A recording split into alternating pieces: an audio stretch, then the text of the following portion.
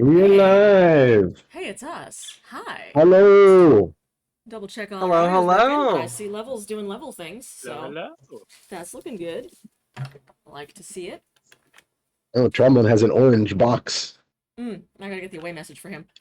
Yep, but that's okay. That's okay. Trombone, Hello, not can here. you be heard, audience? Aw, cute little dumpster fires. I love Aw, it. good. It's so cute. That's us. We're the cute little Very dumpster nice. fires. Where are the dumb? Yay! It's true. The Someone dumpster fire has was put little innocent all along. Red Chris MS has put little cute dumpster fire emojis in our chat. I love it. I take it, audience, you can hear us. I've seen no confirmation of audio, which always makes me nervous. I see things moving. I heard us. I had us Aha. unmuted for moments. Audio confirmed. Woo! Yay. All right, in that case, hello and welcome, internet friends and webcomic fans. It's your friendly neighborhood dungeon biologist bringing you another steaming, keeping helping of Trash Heroes, the D&D stream where we recount the epic adventures of a wildly improbable collection of horrible creatures known as the Trash Heroes. As always, our players are this wonderful collection of talented internet artists, cartoonists, makers of things, their work in the set of links in the upper right. And of course, we have a special guest with us. So you should check out the links to his works as well. And Howard, I don't know the proper links for your stuff anymore, so Yeah, we maybe don't have drop links. some. We can Oh. drop some links in the chat. Rockmercenary.com. Nice. And so, without further ado, let's meet the characters. Abs this week, thanks to the plague that's ripping through the country and planet as we speak, is the protector of the vermin, keeper of the vermin, protector of the trash heap, fetid Quaggle, and those who are actually with us, larger than life pit fighting superstar Ugno Sugar Tusks. It's bone crushing time. And absent, maybe joining us later, is the trickster, cleric, rogue baker, and party animal, Trombone. Next is the wild magic streaming sensation, Morgan V. Sater. Hello, hello. Like, subscribe, and maybe consider having me be your patron. And of course, our sweet old grandpa, who's also accidentally an ancient warlock, Copernicus Sunshine. Horrifying catchphrase. And with us again as special guest, he's finger licking lawful good. It's Hollis Rockabilly. Son, I say, son, if you're crawling dungeons with the trash heroes, you should not be licking the fingers. This is wise advice. That is very sage advice. Indeed. So when we last left our heroes, live game at Gen Con, Woo! and Upload on YouTube if you haven't seen it. yeah, so those who haven't seen the live game, it is in fact available to view on YouTube. We began the game with the party learning from Aurelia the Gold, wizard of the Ordo Arcanum, that her auguries suggested that the heroes must aid the dwarves. And so the party was teleported from Galphanos to the White Tower of the Wizard's Vale to the dwarven city of Rockspire in the Iron Peak Mountains. Trey the Owlbear was left behind in the care of Dangalf the Dun, but during the teleportation, something went horribly wrong with Morgan's wild magic, as I immediately cashed in a black token as the first thing I did in the live game, because and so Morgan and Trombone were separated from the others in the Feywilds as the party was lost while passing through the mists. Morgan was confronted by her aunt Shirlindria, who warned her that her Feylord father is unhappy with her for revealing his secrets. It seems that the party has been speaking one of his names. Meanwhile, Trombone was swept to the dark places where Shadowfell and the Feywild meet, and Ugna and Copernicus could hear him as they journeyed to Rockspire, listening to a conversation with something that called him father. Which we'll have to wait still longer to find out because Not the Randy's sexy not way. here. Yeah, no, in a very not sexy way. The opposite of that. These delays only took moments, however, and soon the entire party, minus Tromlin, found themselves in the great library of the dwarves, the Athenaeum, surrounded by dwarven sages and their old friend, Hollis Rockabilly. There they learned that the dwarves had been suffering raids of black-eyed goblins and kobolds from the Underdark, most recently in the library itself. And they had kidnapped Ugma's friend Sal Shattersmith, who had come to the dwarves to research rune magic on her behalf. My friend, Hollis- adopted dad. Yeah, exactly.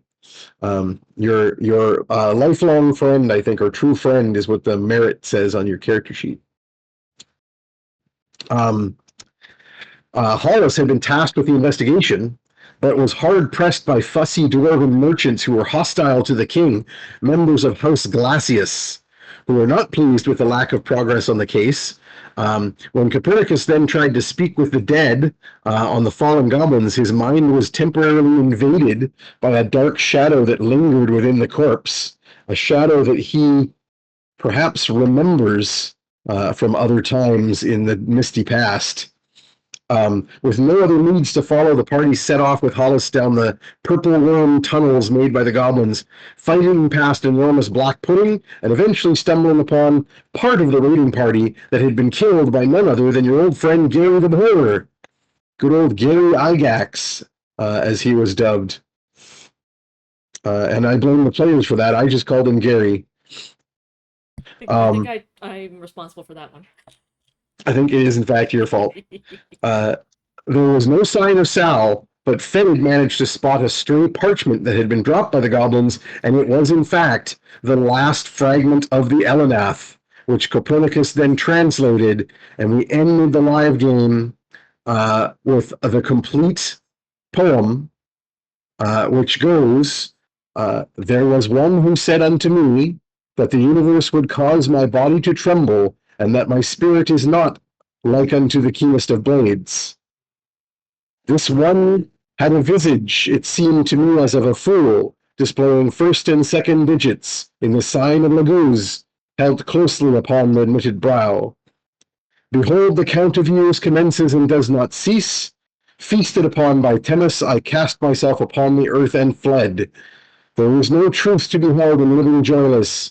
The mind accrues wisdom, but the heart accrues foolishness. There is much to be done and much to be seen, and thus no harm in taking a circuitous route. One remains in ignorance if one does not begin the journey. One cannot shine glorious without first embracing the light. And as Copernicus reads out those stanzas, the various fragments that you have collected of from the various books and scribes that you have encountered over the past year, all of the text begins faintly to glow. I think that's where we left it.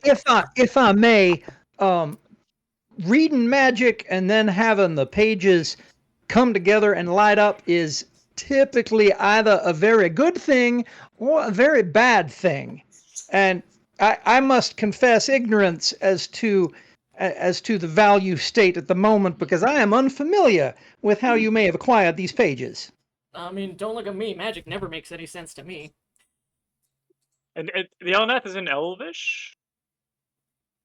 Is that right? I believe it was like in an old, like an ancient form of Elvish.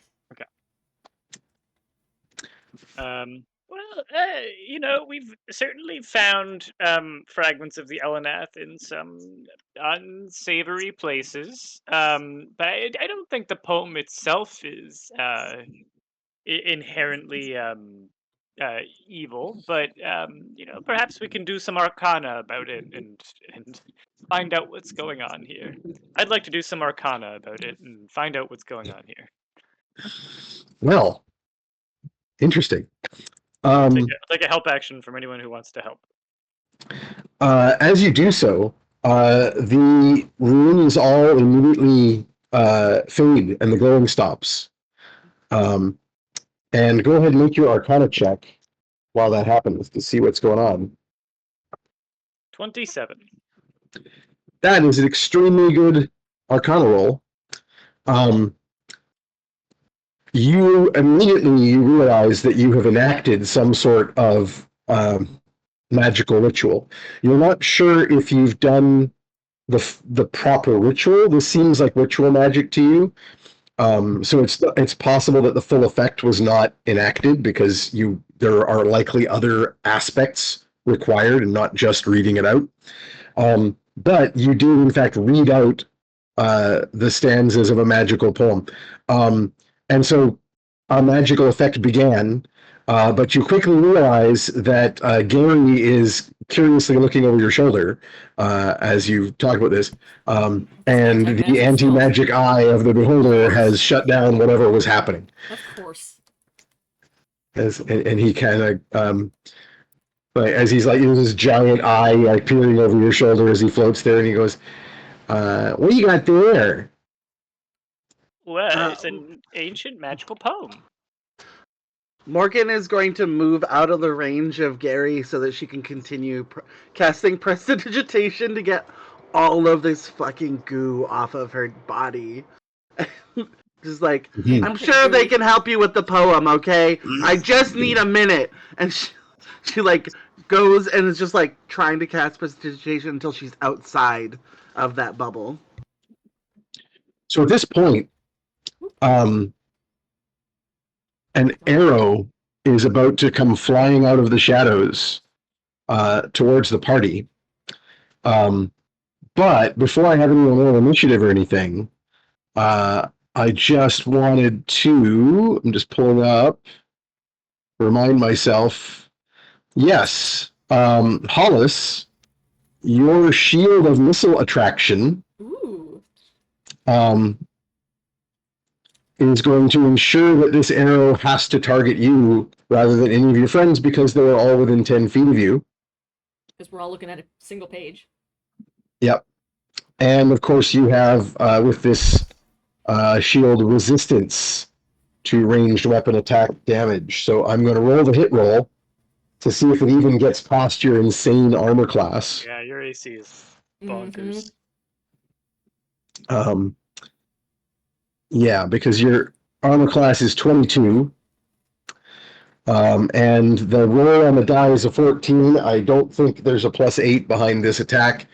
So the arrow attracted by your shield then ricochets off of it and into a wall. And with that, everyone can roll initiative. Right. The surprise attack does nothing. Actually, you know what? There's several of them. I'm just gonna see if any. Yeah, in fact, 4 arrows come shooting out of the darkness and ricochet harmlessly off of your shield. Oof. Yay. One of them misses entirely. Like one of them was like a 3. Pico. Must you bite my mouse? I would not. He says, "I am bird and therefore must bite. Must bite all the things. Must bite things." I'm just gonna An initiative write roll, some please. sage and What's it? hope that 7. I don't get copied. My rolls, I hope that they're a lot better than they were at Gen Con. Oh my god. Mine aren't, so it's a great Oh, start. that one is Wow. already a ton better. You know, it's not looking great when people can hold their hands up to give you all their Yeah. numbers. I got a dirty 20. Woo! Ooh. Nice. I rolled an extremely dirty 3. Woohoo! I thought I was going last. I guess you have a bonus though, whereas 4 is my grand total because I rolled a 2. No, I've got no bonus. Yeah, full armor dwarves don't tend to have a lot of Yeah, initiative bonuses. Right. Pickle. Settle down. Somebody want to roll 4 fetid for me? Sure. I got a 10 on the die. Nice. Okay. He is. And fortunately, his character sheet isn't open. So I gotta adjust that fact. He has a +5 to initiative. Ooh. So that becomes a 15. And of course, first off, though, Morgan with the Mhm. dirty 20, and I'll actually let the players roll. Someone want to roll for Gary for me. Oh wow. Yeah, he's there.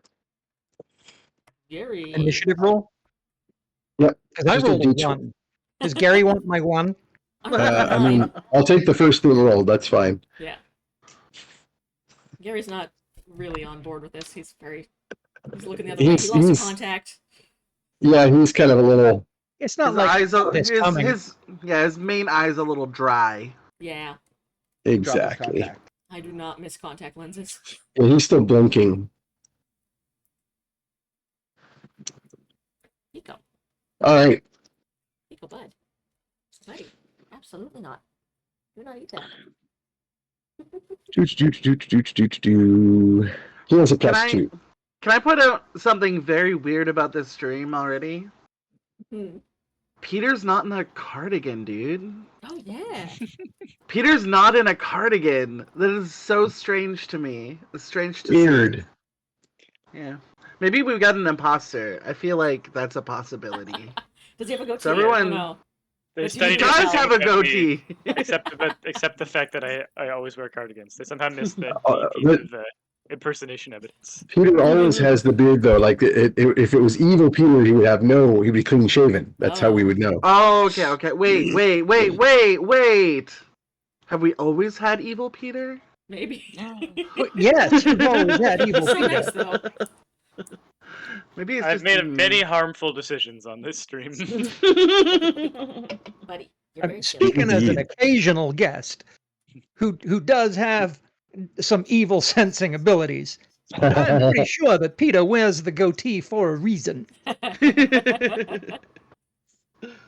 Okay, so first up, Morgan. Mm. You can't even like somewhere in the darkness down the corridor. This hail of arrows came flying out at the party. And for some reason, all of the arrows went directly towards Paulus and ricocheted off of his shield harmlessly. I appreciate that Convenient for us. immensely. So much. I appreciate Um, it so much. And I would also like to throw something at them. So right now you're fighting blind because you can't see where they are down there, just somewhere in the shadows. That's why I love the AoEs. That's what I hear. I would like to send out a storm sphere. We all know that's what AOC stands for, right? Area of Cortez. Yes, that's correct. A storm sphere. How far down the road do you want to chuck it? I would know the general range of. I would assume that this is not a long range bow. Yeah, I probably mean, a you've short bow. seen. Yeah, you've seen some of these goblins carrying short bows. I would put it at short bow range, and I want to basically be outside the storm sphere itself. I'm gonna get you to roll me some knowledge kind of checks here. So Hell yeah. you're not proficient with martial weapons. No. Although I think a short bow is considered a simple weapon, so maybe. So yeah, I'll make it a relatively easy roll. Mhm. Is that wits? Is that? You're rolling. This is your knowledge, so you're rolling an int check. All right. So All not right. your forte. Straight roll. That is a 10. Yeah, you're guessing maybe the longer range of the storm sphere. Storm sphere, remember, is 150 feet range. Yeah. But I believe it has to be. No, it does not have to be within sight. So you can just kind of. I think the storm sphere itself is pretty big. It's a 20-foot radius. So yeah, it's a 40-foot area. Yeah, I will put it 30 feet. I will be 30 feet outside of it. Does that sound Okay. good? Yeah, so it'll extend from about 30 feet to 70 feet down the tunnel from you guys. Do I would I think that I have to remain outside of Gary's anti-magi spear for concentration? No, the spell does. Okay. So you can continue to concentrate having cast a spell. If the beholder looks at you, it doesn't affect the spell. If the beholder looks at the spell area, it affects the spell. Because it's a cone effect, right? So it's within the cone. Okay. Tell Gary to I shut his wouldn't. damn eyes. Yeah, I'll actually go over to by Gary because he's also a big shield, and I'll be like, hide over here with me. And I'll be like, damn, what's that? And I'll just be looking at like a pebble by my foot. You're trying to get Gary to look the other way. Yeah. Excellent. I'll call that a free action after you cast a spell on a social. Let's make a deception check here to I'll be keep like, Gary's do attention you where think? you want it. I'll be like, I was thinking of dyeing like the poof fur around my ankles pink. Like, what do you think? And I'll just be like, showing ankle like the fucking slut I am. And is that deception or persuasion? Yeah, just disruption. Okay. You're just trying to keep him preoccupied. All right. You're pretty good at this. That is a 6 on the die, and deception is +8. Okay, that he's got an insight against that, so that's not a great roll. Are you standing on that roll? Oh, you're out of inspirations. I am. Oh, you can update that black token though, because I used it at the game. So you can get rid of that black token. Current to what happened at the game. If haven't updated it. I don't know. If he succeeds against me, I don't mind using my silvery barbs to give Ugna advantage. Let me double check silvery barbs because I don't remember if you can use it on a skill check. If you can, then you can totally do that. It's against successful saving throw or skill ability check or saving throw. Yeah. So he did in fact beat you so you're gonna force him to reroll his insight check against you. And he did roll lower, so that was actually probably worth doing. So you used everything now. You used your reaction to do that. So yes, I mean, technically the reaction happens on someone else's turn rather than yours, but like, that's just weird. Yeah. Weird broken D&D rules. So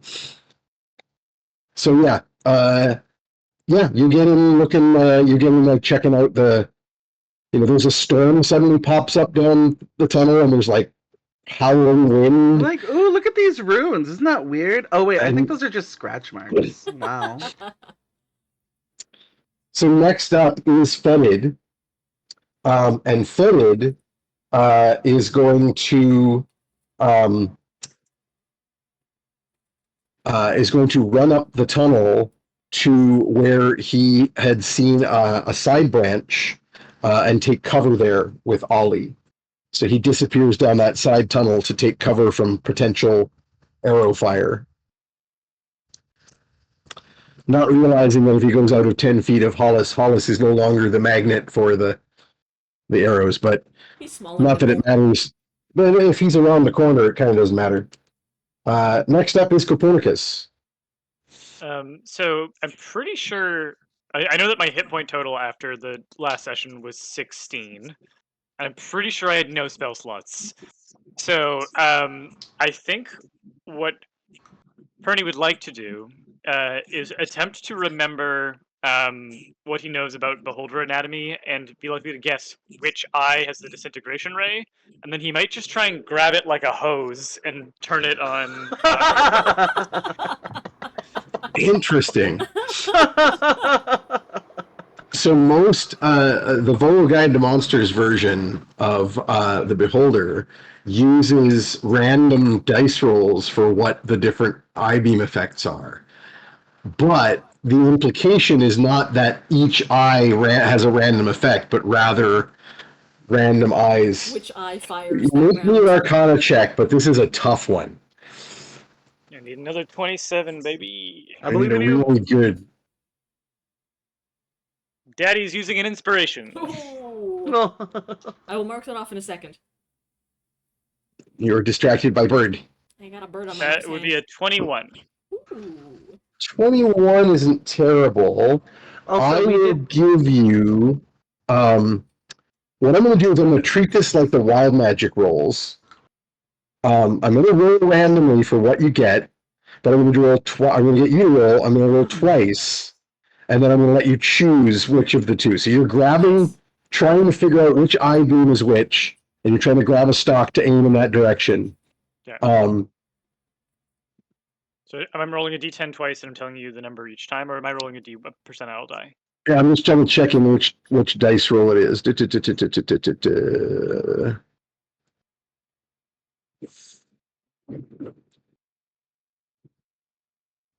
Also, we did get Oh, this to is- enlarge hang on. emotes as bit redemptions. I don't know if they automatically got added to our thing or if we got to manually do Huh. it. Did you see that Twitch is upping the subscriber price and also the bit prices again? Ugh, the Yep. worst. It's going up like quite a lot. Ooh. I'm so sorry, y'all. I got no control over Look that, at that. but it sucks.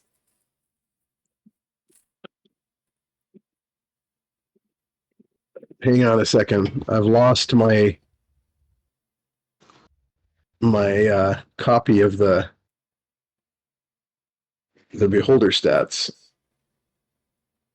Here we go. The beholder chooses. Yes.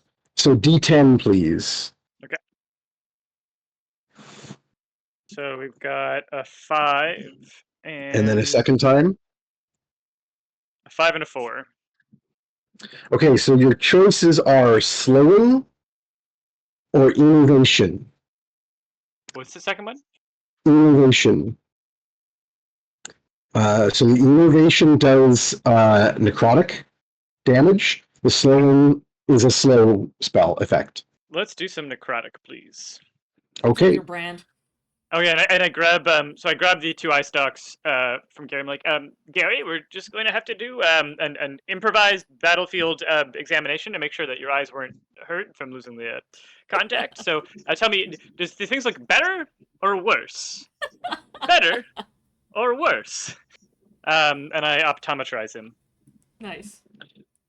Okay. So because you're using the array that normally does not have an attack roll, but you're going blind, so normally the effect of this is it has to be a target he can see, and since the targets are up and hidden away down the tunnel in the darkness, you guys haven't been able to see them yet, and the storm, if anything, is going to make it worse. So what I'm going to do is I'm going to have you roll with disadvantage as though you were taking a blind shot with a ranged weapon.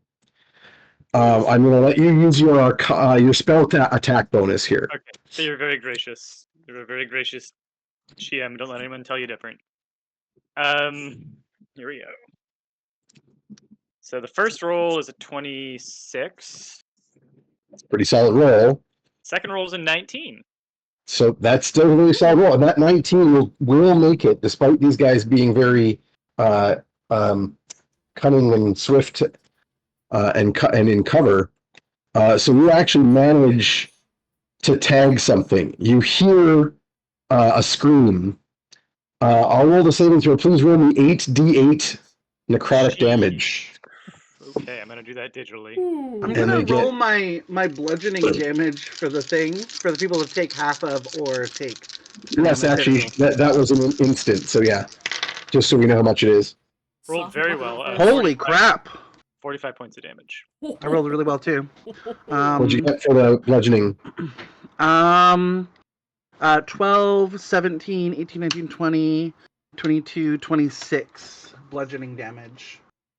Against a strength saving throw versus. I think you're rolling the wrong number of dice. It's 2d6. Oh my god! Why did I roll 6? All right. You're rolling Yeah, lightning that damage. would be nice. That would be nice. Yeah. All right. That is a 8. 8 for bludgeoning damage. Okay. So you can't tell if anything's being hit by the bludgeoning of rocks and pebbles and things being swept around by the winds. You also weren't able to use your bonus action to fire the lightning at anything because you can't see down there to know what targets were available. However, with that innovation roll, you actually hear a scream as something down there gets tagged in the darkness. And Gary goes, "Hey, ow! My eye!" You gotta test the as lens you that- presser. It's like a little puff of air from the machine, right? It's just Do part of the not dial- use the dilation medicine on the beholder. all of the rings would become cones. Oh no! You do not want a cone of disintegration. Terrible, terrible idea. Next up is Ugna. Did we bring a torch or a lantern with us? Certainly. In fact, Hollis has a magical lantern that's like a thieves lantern. It has like shutters that you can open and direct the beams, and then it's got a magical light spell inside of it, so it never goes out. And then if any of the rest of you could have grabbed a torch at any point from the library on your way down. You guys have to remember that we're always fully stocked on Loth lights too. I mean, that's true. I don't think those will Do they- illuminate anything shed that light? we want Yeah. illuminated. No, they're. I would say that the blue light effect on there is secondary to its primary use, Yeah. but Okay. for sure it is a torch. Well, okay. I'm gonna randomize here. 1, 2, 3, 4. Cool. So, what this looks like to everybody is Ugna goes to do her usual thing and put herself in front of the group to tank and take damage, but Hollis is there already. And so Yep. she kind of like stops, looks at the beholder beams going down the aisle and decides not to run down there either, which is probably the smartest thing she's done all day. And then she will grab at the torch out of, or the loth light out of Morgan's hand and just whip it as far down the corridor as she can, which with a 20 strength is far. You also have advantage from my silvery barbs. Cool. Which is good because you have disadvantage from the storm sphere. So Yes. roll me an attack roll. Just even because it's up 1 and down 1. Yeah. Actually, it's down another one, so it's going to be disadvantage Alina? because you're going Alina? beyond the normal range. Alina, That's do true. you have a hero point to spend? I don't know if this calls for it, but But is fun. wait. No, but if How you this spend, lands though? How just consider you throwing this into the darkness and how it could possibly land if you critical. So just trying critical, okay? if you want to spend an inspiration, you can counter the disadvantage and just roll straight. I do think in 5th ed Oh. if I may approach the bench, Your Honor. In You 5th may. ed, I think there's just advantage, disadvantage, and the cancel. There's no stacks. They don't stack. So just if you have advantage in multiple sources of multiple, it's just supposed to even out to neutral no matter how many are stacked on one side. Yeah, which is really dumb, and I've kind of you been kinda ignoring house rule that. it. All right. Yeah. I will. Abide by your judgment, Your Honor. Well, you already have spend- advantage from silvery barbs. Yeah, But they just- don't but double stack, and disadvantage. so Yeah. there's so the original interpretation that a lot of people were going with from the way the rules are written is that they don't stack in the sense that you don't like roll another extra die with another advantage or roll an extra disadvantage die. But if you have multiple sources of cancellation, you know having 2 disadvantages matters if you can only cancel one of them. I will indeed spend then- an inspiration if that is. Yeah.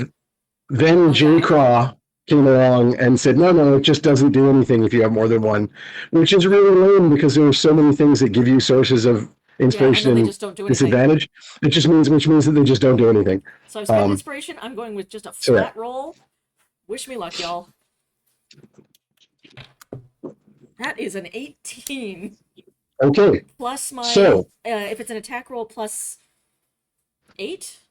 Yeah. That's my It would, in fact, unmodified. it So would 18 be plus considered 8. my attack roll. You have 26. improvised weapons, so even if I didn't count this as a real a martial weapon, you'd still have Yep. professional bonus. So So I you grab a silicone whip light up this torch. tube and I just Oh, whip one of it. those, yeah. It goes like whip, whip, whip, whip, whip, whip, whip, whip, and over. And as soon as it hits the edge of the storm sphere, about 30 feet away, it starts going careening wildly as the winds catch it. But it has so much force behind it that the winds just bounce it off the walls, and it just goes ping pang, ping ping ping ping ping ping, and ricochets way down. Now I believe a throw. Smack somebody in the face for no damage but comedic effect. Possibly, but let's find out how far it goes. Just leaving like a moist patch. They're popular because they're also waterproof. Like, they're the best torch, really, when you think about it. So a thrown weapon has a range based on strength, right? Yep.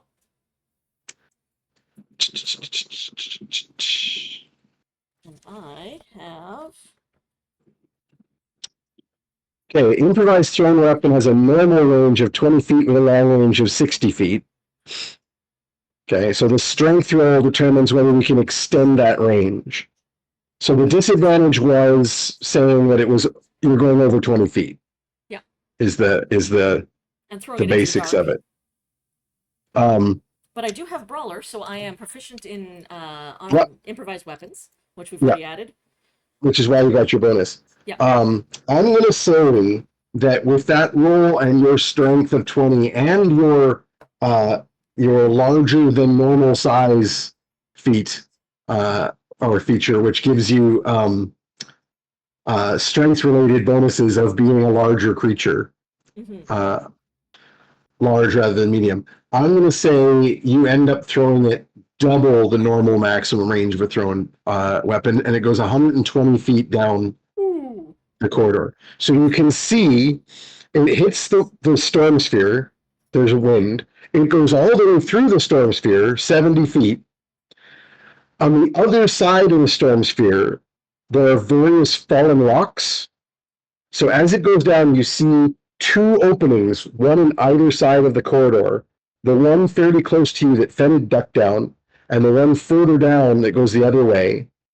Beyond the storm sphere, there are a series of rocks as the cavern widens, and there are various of these shadowy goblin and kobold figures with their jet black eyes, crouching behind the rocks with bows. They, at the same time that you throw this, because they rolled the same initiative, are firing another volley of arrows.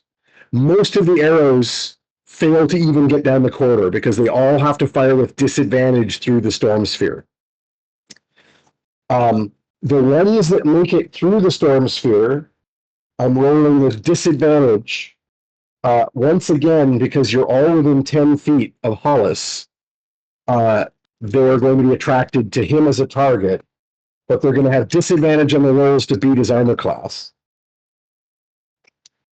Which means a total of one arrow does not just harmlessly ricochet off of his shield or armor.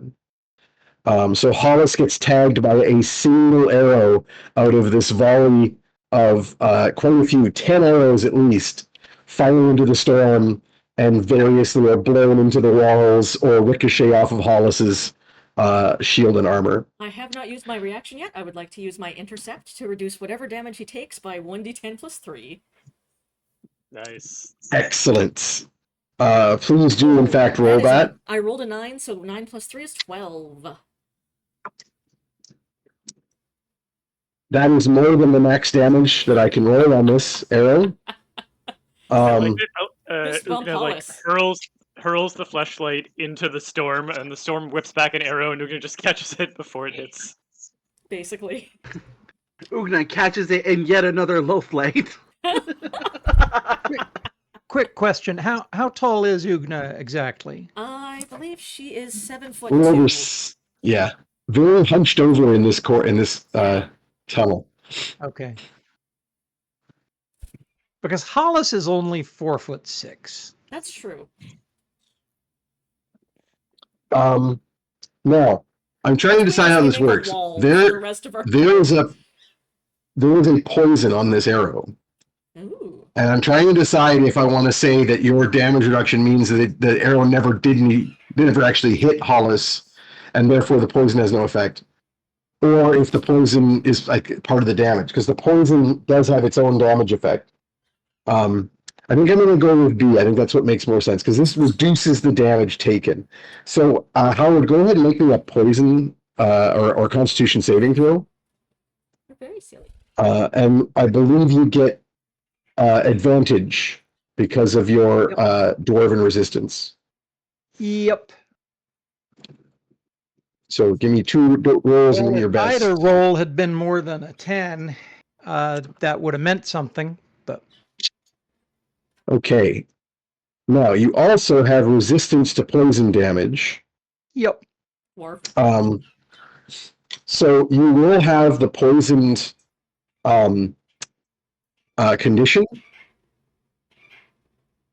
from this attack, but the damage with the arrow and the damage done, your resistance applies first, then Ugna's reduction means that although you have the poison condition, you actually take 0 damage.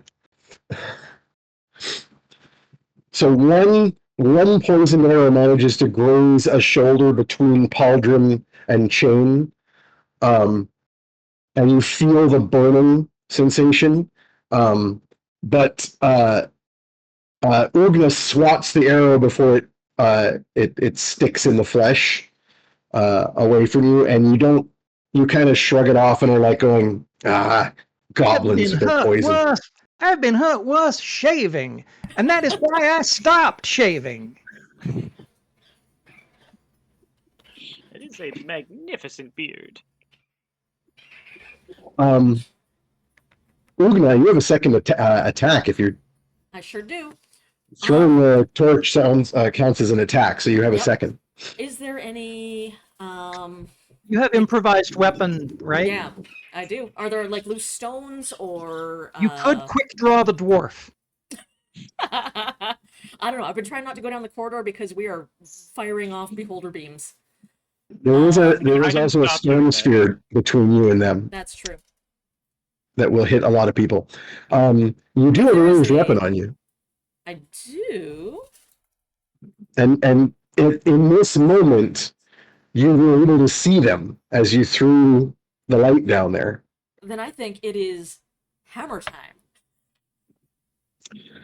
Okay, Ugna pulls on some big puffy parachute pants Yes. and sunglasses, and does a side-to-side dance shuffle. Oh wait, that's your turn. No, Yes. sorry.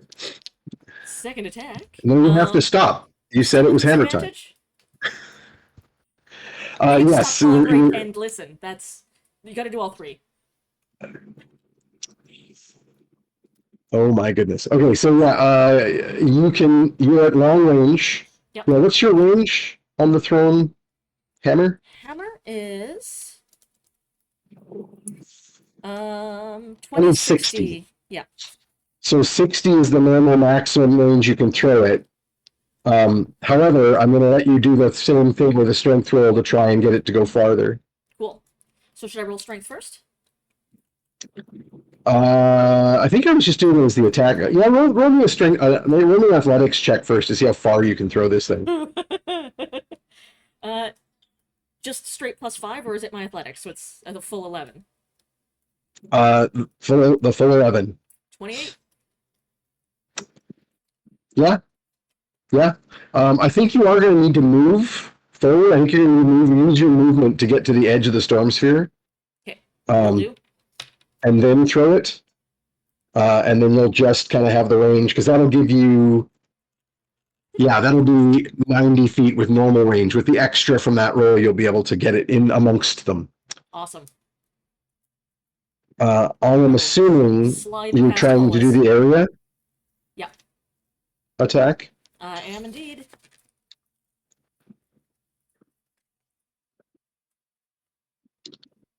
Okay. So spending a charge. Yep. This is going to have a thunder wave effect in a circle from where it hits. And am I at disadvantage or a straight roll?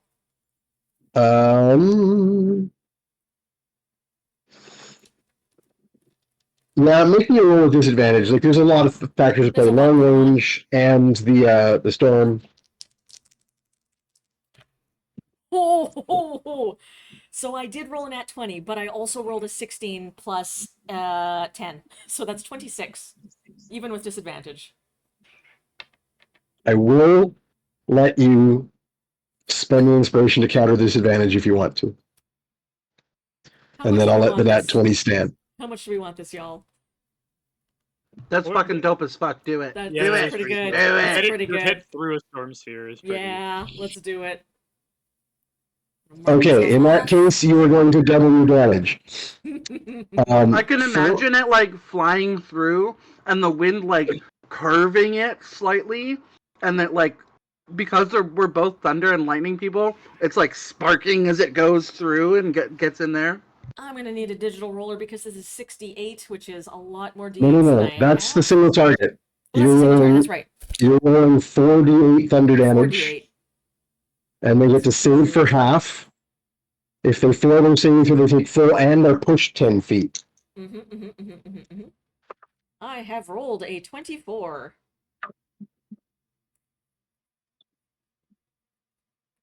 Oh, 24 damage. Okay. I have rolled spectacularly well.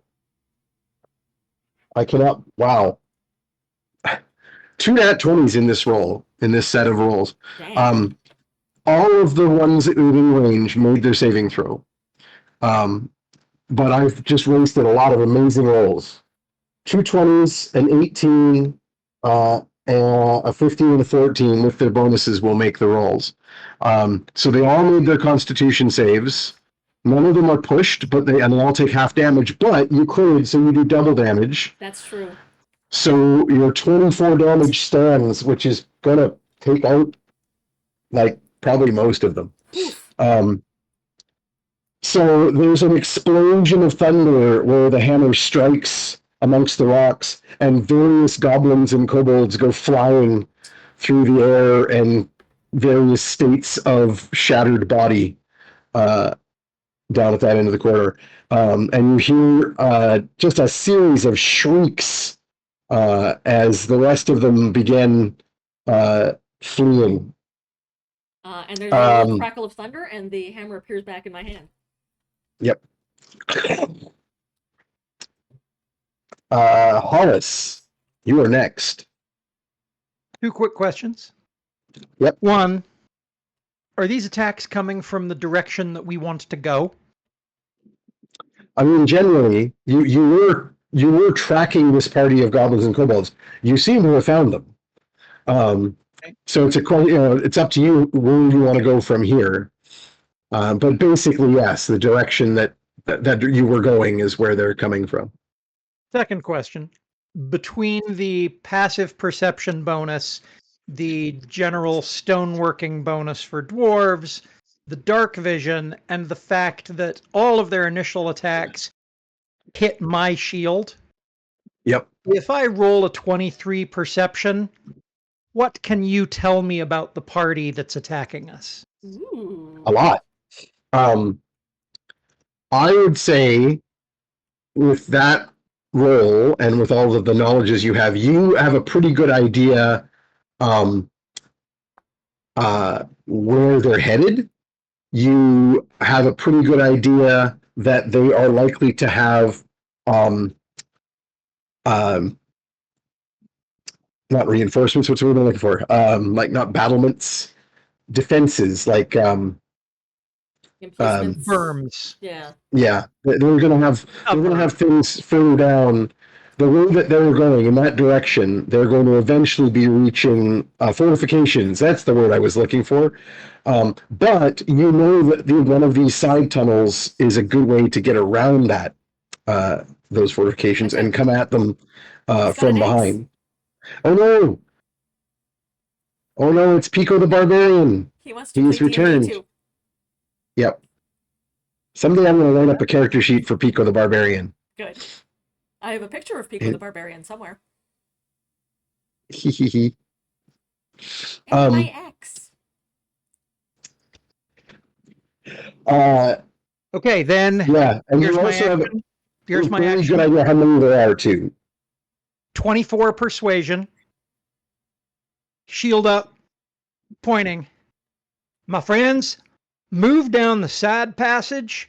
We shall flank these folks, and I will go last and sponge as many of these pointy things as they care to launch in our direction. Because I have no ranged weapons, I can't attack. Yeah. I'm using my whole action to just call shots for the party. Excellent. And now you get to decide if I was persuasive enough. Yeah, go ahead and throw me a persuasion roll. I did. It was a Oh. 24. That is Beautiful. very good. I did already have a plan, so I will oppose roll. No, we don't need to roll. So this is not forcing anyone to do anything. What I'm treating this as like a leadership role. Mhm. He is going to give everyone bonuses Mhm. to whatever you guys are going to do now by basically giving And what you you the should entire do way. is run down the side passage as part of a flanking maneuver because the enemy won't see that coming. But I was But just it- going to go beside them with Ugna. It makes good sense though. For example, if a flanking maneuver is being attempted, you Mhm. probably want to keep the storm sphere up, right? Which Yeah. is what you're doing right now, right? By keeping Gary from looking at it and by concentrating on it. So my point is that this plan has been put forward by Hollis, and now as you all enact the plan in whatever way seems appropriate, I'm going to be giving you bonuses from that role to coordinate effectively. Mhm. Next up is Gary.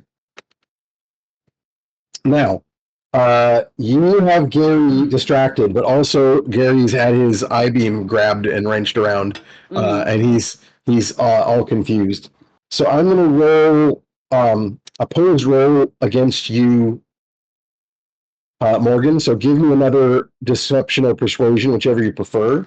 All right. He's going to try and figure out try and make a decision on what to do himself rather than what you're trying to get him to do. Mhm. All right, sweetie, I know there's a lot going on, but believe me, we have it handled. If you could just focus on this point right here, and I'll light some little magical sparks for him. That's a Okay. persuasion. Yep. Oh, that was almost a hoot growl. 14 plus 8, I believe. Well, I roll a 1. So Cool. he goes, okay, and fires a bunch of I-beams at the sparkly magic that you just made for him. Terrifying. He's like, okay, Yeah. if you say so, I'll zap that, whatever that is. We're just testing out his I-beams. This is a very Yeah. thorough There's like- optometrist appointment. A smoking hole in the rock wall where he fires a disintegration ray at nothing. Yeah. And also a charm person ray that doesn't really matter. The wall is charmed. Yeah, it's pretty crazy. Okay, well that's Gary's turn. We're back to the top with Morgan. What else would you like to do? I was thinking of thunderstepping or not thunderstepping, dimension dooring Ugna over there with me. So I guess we Yeah. can have a You can- three-way pinch at that point then. You could can you dimension door others alone, or does it have to be you? I can spend a sorcery points to take a person with me. I believe. Well, you can automatically take one person with you. You should sorcery point take extra people with you. Mm. Yes, you can take one willing creature. Yeah, if you spend a sorcery point, you could take Hollis and Ugna over there. I think I'll do And that because they're Plant a Rutherford in the middle of them. We're melee. Yeah. Yeah, I'll bring them into melee and go, here's another way we could give them a pinch and open up a little doorway with ivy growing up from the ground arching over top and Wait, bringing the what? two of them with me. Nice. So if I can, with- it's 500 meters. If I can see on the other side of that party that didn't get pushed, I want to go there. you in fact can see the side passage that Hollis just pointed out Mhm. as a flanking point. And basically instantly, instead of going down the side corridor and coming around by however long that takes with movement, you can teleport yourself, Ugna, and Hollis right to the ambush point that he just pointed out. Great. And just bam, they're all right there, right behind all of these goblins and kobolds before they find their footing. Yeah, I'll make sure to take cover behind my meat shields. And bonus action, if any of them are within, I believe, 60 feet of the center of my storm sphere, I can light them up. Now that you're on this side, you can shoot the nearest ones to the storm sphere with a lightning bolt. So go ahead and make an attack roll. Right. And Copernicus, you're on deck, just so you know. Oh, that's only a 2, unfortunately. Lightning Again, goes- so close to the hoot growl. dodged. One. And I'll tell Ugna, if you can get them in there, it'll be easier for me to shoot them. Copernicus. So, do I still have a clear shot down the tunnel if I was going to try and squeeze the disintegration ray which went off, so I have a better chance of guessing which eye has the disintegration ray? Do I have a clean shot down the tunnel? Let me see what the range on that disintegration ray is. Oh, they're all the same. Yes. It's 120-foot range. Okay, and there's no allies that I might accidentally hit that are like blocking the shot or anything at this point. They're there, but they're not blocking the shot. If you were to miss it, there might be a chance of hitting someone else. But you're not rolling with disadvantage anymore because you can see down there with the light that Ugna threw. Oh, can I, as an object interaction, take it out another loaf light? Yep. I'll give it a flick to get the Whoa. scum off of it. You're totally now giving the God, I can't remember the character's name now, but the antagonist from Everything Everywhere All at Once with the dildo attack. Yeah. That's the most You just- nice you thing got, like- someone has ever said to me. Thank you. You got glowing dildos in both hands. Hell yeah. And now I want a bagel. With everything on it. Bagel. Yeah, go ahead. Yeah, so Copernicus. Perny will grab for the disintegration ray Okay. eye, and then yell "suppressing fire" and try and make cover for people to come in and fight. Roll me a d10 plus 5. Okay. And if you roll enough to get to the disintegration ray, I will give it to you. So I got an So 8 you- on the you- die. So 8 on the die will do it. Yeah, you basically need to roll a 5 or higher. Okay. So you grab for. You're pretty sure you saw which of the one. Like you saw the 3 he fired. You're pretty sure you saw which one was the disintegration ray and left the smoking. Whatever it is, it left a smoking hole in the wall. You grab for that one, and you basically jump up on top of Gary the Beholder, grab the one eye, and hold it like a fire hose, and go fire and hole, and take your shot. Go ahead and roll an attack roll with your spell bonus. So that's a nat 1. Oh no. So I think I'm going to spend an inspiration.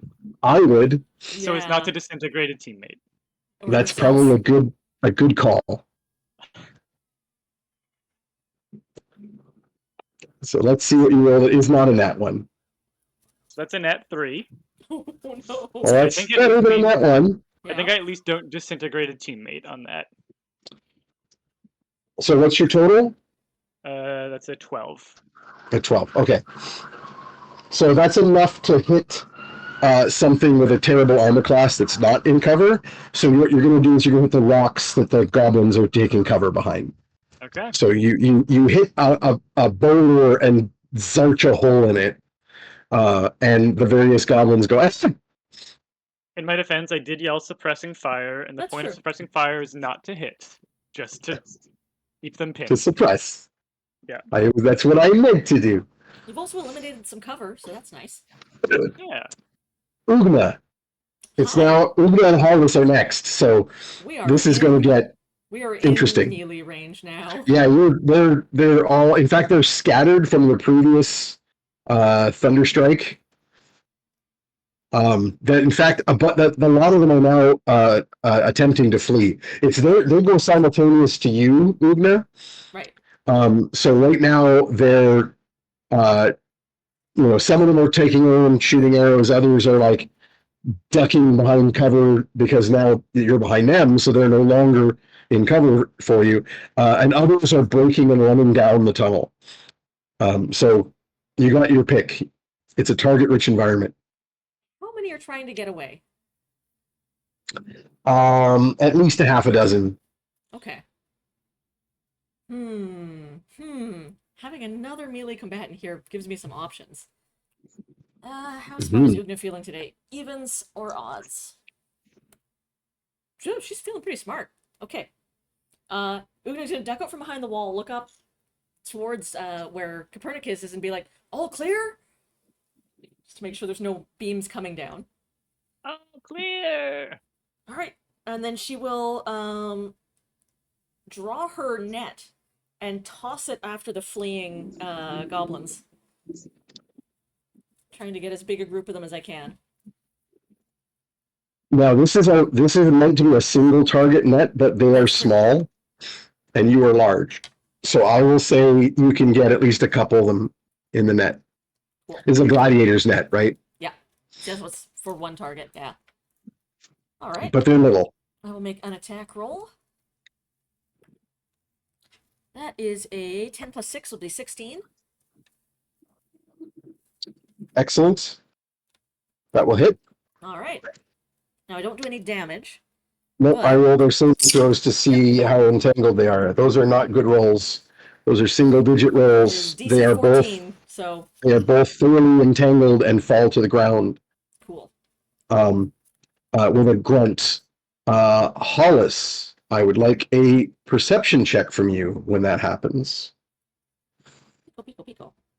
Pico, pico, pico, pico. You're too silly. 17. You distinctly heard a dwarven curse when those two individual goblins fell to the ground. One of they're oof. One of them says, or a little utterance that sounds distinctly dwarvish to you. Not goblinish, Correct. which I also understand. Actually, I speak goblin. Oh, that's right. You also speak dwarf. So yeah, if you roll me a perception, you could have kind of heard that also, or caught that also. 13? You caught it. Sounded weird, but you're not 100% sure why. Yeah. No, that was one attack. You've got a second attack. What else are you doing? I've got my net out. It's thrown. I will have to use my other weapons. So I guess somebody's getting a hammer. Someone's the near catching ones. the hammer. But Okay. it'll just be with one Go hand. for it. Yep. 16 plus 10 will be 26. Cool. That's an amazing shot. Do you want to spend a maneuver point and send these guys flying? With that hit, I'm gonna let you. I'm gonna throw a little tentative toe out here. To what the hell are they calling it? I don't remember. D&D, not 6th edition. D&D Oh, next. one. Yeah, is that what 1 D&D or something? 1 D&D, so. yeah. D&D next, whatever. It's the new edition of D&D, but they're not calling it a new edition because they don't want anyone to go, oh, it's a new edition, we'll stop playing. Buy all our books. Yep. But one of the things that they're bringing in is weapon masteries. And one of the things they do with big weapons is cleave attacks. With that roll, I'm going to let you hit a couple of them with one sweep. Cool. So if you spend your maneuver to send them flying, you can basically golf 2 or 3 of them with one sweep into the storm sphere. Let's do that. That'll be my pushing And attack. I'll roll some saving throws, and they all fail. Add a die roll to damage. So that is 5, and 4 is 9, plus another 8. Yeah, we're going to 17. take these guys out. Between you knocking them and then them being in the storm sphere and taking bludgeoning damage, this is going to basically knock them out one way or another. 2 netted and 2 down. Yep. Hollis, you have new targets. Well, I'm still 60 to 80 feet away, right? No, you've been teleported with Ugna and Into melee range. and Morgan. So Morgan dimension doored for Okay, 3 no, of you. I didn't realize I was taking a trip. Mhm. Okay. Yep. If you didn't want to, you didn't have to, because you can. It has to be a willing target. But But the invite was there, and Ugna charged through without hesitation. So seems safe. I'm going to do my job, which is to draw fire. 19 deception, 23 on a nat 20 for performance, shouting in Undercommon, which for Hollis is a completely different accent. nice. Ye cowardly maggot-munching ne'er-do-wells! Ye face Holiness the Stone Thruster, shining vengeance of the deep! Face me! Bang, bang, bang on the shield. Nice. Excellent. Beautiful. If you I know I'm want, playing my paladin like a bard. I To love me. Does this guy have an agent? You should really come on my stream sometime. Not that way. I am happy to let you take an attack roll on one or more of them at the same time, All right. since that's largely just yelling. That was just yelling.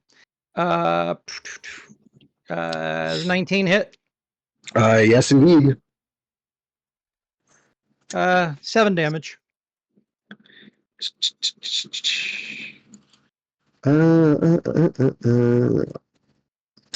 Are you going to dump anything on that? Because you do have various smite options. These are small folk. They don't need me dumping things on them. Also, And there's they a might- magical storm of bludgeoning happening, and no. And some of them might be dwarves or something. They certainly speak Dwarven. But I don't know that yet. And speaking of which, a number of arrows are once again variously ricocheting off of Hollis's armor. That's my job.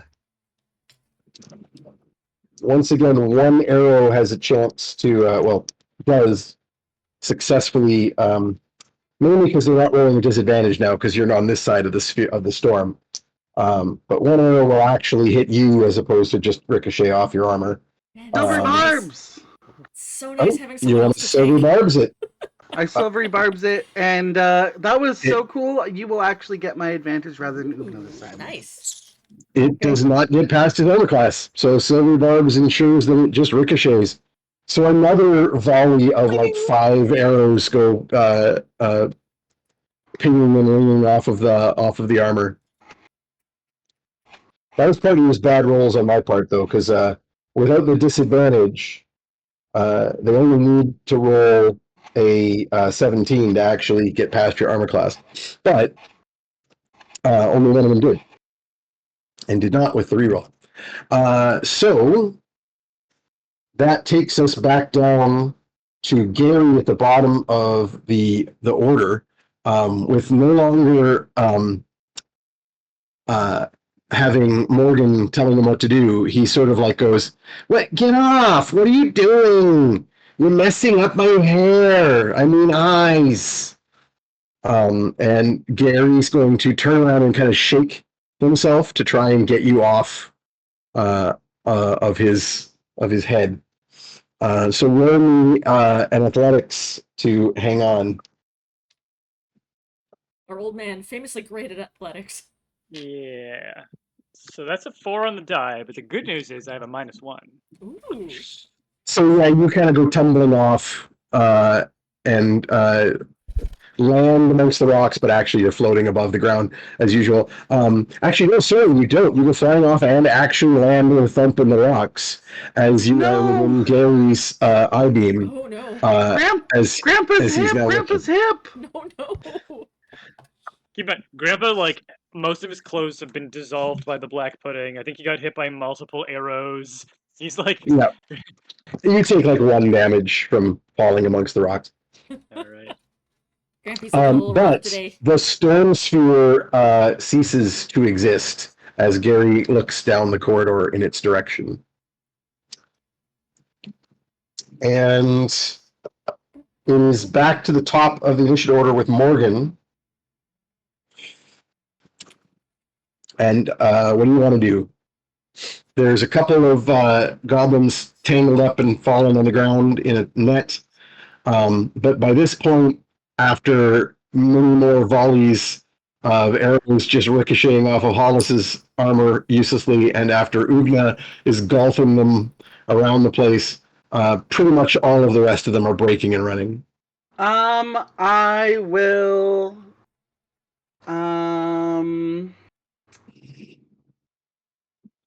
I will Chaos Bolt one of them. Hope. Go for it. Yeah, because I'm trying to make it bounce and hit more people. I'm getting pretty low on spell slots.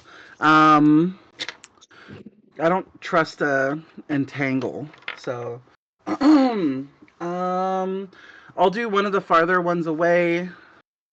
Yep. That's trying to run away. That's a 10 plus 9 for spell attack bonus. 19. Yep, that'll hit. And then that's 2d8. 2d8, and if you roll the same number, you get a bounce. Okay. Did not. That's a 7 and 4. So what do you want? Psychic damage or force damage? Psychic. And they're just gonna see the disapproving frog face in their mind. Good. Oh, Pepe! Yeah, and I'll call over to Gary like, I know I'm cute, but could you give your eyes a gander at these fuckers? Pointing to the kobolds. I think that is what they all are, right?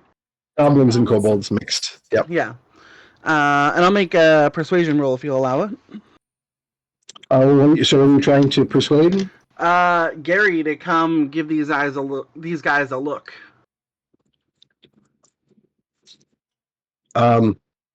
Yeah, you need roll. Gary will start sort of like moseying up the corridor in that direction and going, what am I looking at? These kobold guys. They're being mean. They're Okay. also running away. At this Yep. point, the noble thing to do would be to allow them to lick their wounds and regroup and consider the failed wisdom of their Except life choices to this point. don't they have the things we're trying to retrieve that they stole from you? This was an armed party. I am certain that the thing we're looking for is further down the tunnel. Well, I mean, what we're really looking for is Sal, but I guess the lost books too. So at this point, I will let you guys leave combat because none of them are fighting back at this point. They're fleeing. I would like to, as combat ends, go and gather up the two that are in the net. Just kind of like dangle them upside down. You may do so. And as you do so, and you kind of shake it a little bit, one of them, well, now you got a real close-up look, you can see that one of them is a kobold with jet black eyes who's hissing and spitting at you and snapping, almost like rabid. The other, at first appears to be a goblin, then you realize it's a goblin-sized creature wearing a wooden carved goblin mask. And as you shake, the mask falls away and there's a dwarf without black eyes, just with like normal eyes. He's got his We'd not have beard. gotten away with this if it hadn't been for us meddling kids. Mhm. He's got his beard like all tucked up and tied around the back of his neck so it fits under the goblin mask. And he's got like weapon black around his eyes to hide them behind the mask, and just very obviously was wearing like a disguise to try and fit in. The mask has the jet black eyes that all of the other goblins and kobolds do, but of course under the mask he's just a dwarf. I will kind of blink at that and then say in Dwarven, "Huh, you're not a goblin." Hey Morgan's guys, look at gonna- this. And I hold the bag like up for everybody to see. Morgan's just gonna put her hand on, or I guess gonna reach up to Ugna's arm to put him down, and just with a very disappointed look at this dwarf say, "Damn, not all skin folk is kinfolk, I guess." So as you're holding him up, the kobold that's trapped in the net with him, as soon as his mask is gone, is going to turn on him and start trying to like bite and scratch at him. And he immediately starts going, Can I bonk the Help! kobold on the head? Just honk. yes. Yeah. You Yeah. thump, he just like hangs limp. And can you remind me, did we make any progress in the Gen Con session about figuring out what is going on with the black eyes? If that's like a sign So- of like, You tried to speak with Dead on one of the goblins. yeah. And you temporarily were possessed. Oh, that's right. And your eyes went black by a shadowy spirit that reminded you of Becky. of your past. This is only Copernicus has that information, right? Yeah. The rest of you just were like, okay, something tried to possess him when he tried to speak with the dead, and you were like, yeah, let's not try that again. I'm sorry, was that Shukek Zah that it reminded me of, or was it Sheki that it reminded me of? I mean, same. It reminded you of the powers of your patron, who is also Sheki's patron. So yes is the answer to that question. Gotcha. Okay. Can I do an Arcana about the kobold to see if there's a way to like break whatever possessive or psychic link is like making it behave this way? You can make me a history check with disadvantage. Oh no. Okay. Because this is Meanwhile, not magical knowledge. This is remembering things that you've been trying not to remember actively for a long time. Meanwhile, Hollis has the diplomat feat. Talk yes. for a minute to grant persuasion versus insight Oh, for a charm effect. nice. So give Lane, me if that you're going to make me persuasion roll. talk for the full minute, I will. Boy, I say, boy, why would you take such a handsome visage as yours and hide it behind that awful mask? Why would you Untidy. choose to look like something other than what you are? I say, you got no reason to do that. We are kin. You and I, we share distant blood. The blood of the stones runs through both you and me. You have no need to hide yourself from one such as me. Just open up to me. Perhaps tell me and my friends what the hell are you doing here with these fucking goblins? I Excellent. expected a cotton picking in there somewhere. Cotton picking Just to go goblins. full I'm an foghorn. underground person. I don't pick cotton. I don't even know what cotton is. Let's get that persuasion roll, and I will roll the insight. It was a natural 20. I'm so Oh sorry. my god. My God. Oh no. Amazing.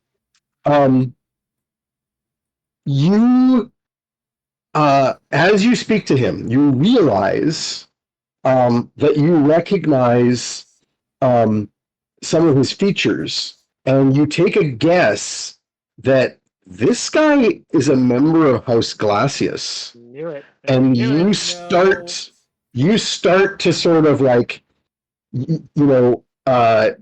that tactic with your charm of being like, the real great houses, none of this. And at this point, I'll remind you that you actually know. Hang on a second here. Oh as I yeah, open all the my file. notes from the Gen Con game were on a piece of paper that Not I a don't problem. think came home with me. No worries. There was like the rich dwarves. No. They seemed shady. Glacius is the merchant house, right? Yes. Right.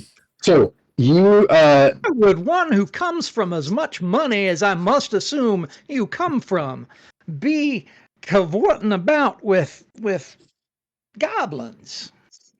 but you were also aware that that certain unrest that you haven't really fully disclosed to the party involves members of House Glacius maybe moving against House Phaneris, which is of course the house of King Lofar Embergrim. So you can play that up about how, like, Glacius is a real great house, not like some houses like Phaneris. Oh, okay. Who've So ruled too long. You can dig that charm in, and make him think that that you're on his side. And with that nat 20, I'm just gonna say, yeah, he sighs with relief, and says, "Oh, I thank goodness one of us." And this is all in Dwarven, of course. Thank goodness one of us has infiltrated this band of misfits. You will, of course, mislead them in their little investigation. We cannot have them recover the records that were taken. You will, of course, help keep them from. He's talking as though there's no way that this, like, Ugna and Morgan are right there, And then but he's talking in Dwarvish, and he's like, Ugna blinks and goes stupid like, non-dwarves. Why can't we have the records? What is wrong with that? In like perfect Dwarven. Sir. I say, Actually, it's important for you to recognize that there has been some compartmentalization within our organization, and you and I may be party to different parts of the same story. If you would fill me in as to the direction of the things from which I'm supposed to be keeping this party of adventurers, it would be much easier for me to oblige you in your desire to keep them from it. Well, of course. I'm going to say, by the way, with the nat 20 that Howard rolled for Hollis, as Ugna starts to say in Dwarvish, why wouldn't I? There's like a little mailed hand goes, whoop, like just cartoon style, right in the mouth. I did not realize I had that ability. I'm going to have to make note of that for future reference. Morgan's just gonna like swat his hand away from Ugna's mouth and pull Ugna closer to her with a scowl. Like, she understands that Ugna needs to be quiet, but like, don't touch her like that. And then Ugna's gonna like prestidigitation some cleaning of the blood off of her to distract her. I also want to point out that with Hollis could also be doing an Emissary of Peace on this with Channel Divinity with an extra +5 on top of his nat 20. But you are assuming that I have spent more time reading this character sheet than I actually have. It's been a minute. It's been a minute since Gen Con. So yeah, he conspiratorially. And you can kind of direct your friends here. You can like have, Morgan is taking Ugna aside, and then you can conspiratorially, bring it over here. Yeah. You, my friend, spill fill me in. So all he tells you to do is go, Ugna, look dumb, and then Ugna's just sort of again slack-jawed, like, I clearly don't know what's going on. That's my natural state. But I am listening. He says, it's the the Merwins, that sorcerer and his minions, they wanted they wanted the records, they wanted the books, and they wanted that strange dwarf who came from from Karsh. But they, of course, through our allies, our mutual allies, of course, they've been supporting our insurrection. Soon, as more of the Lost have been making their raids, the goblins and their other allies, the position of Embergrim and his dusty old court grows weaker by the day. And so the importance of this particular mission required that we get them into the library, and so that's why our party was embedded with them and led them past our defenses. You appear to have fallen on one another at some point. What did you run afoul of? What has gone wrong? Well, that damned beholder. We Gary. I believe his name is Gary, and he's coming this way. We better do something quickly. Perny will. I've got him charmed for the time being. Perny will throw an arm over Gary's shoulder, which he doesn't have because he's a floating ball of flesh and ice Floating stones. ball. And kind of like taking on the other side and like, I apologize for the improvised eye examination. I didn't explain what I was doing. We can finish that up over here if you have a moment. I promise it'll be much more. Now, the Shadowsmith fellow who Yes. you have abducted. My cell, my compartment of this grand confederacy of ours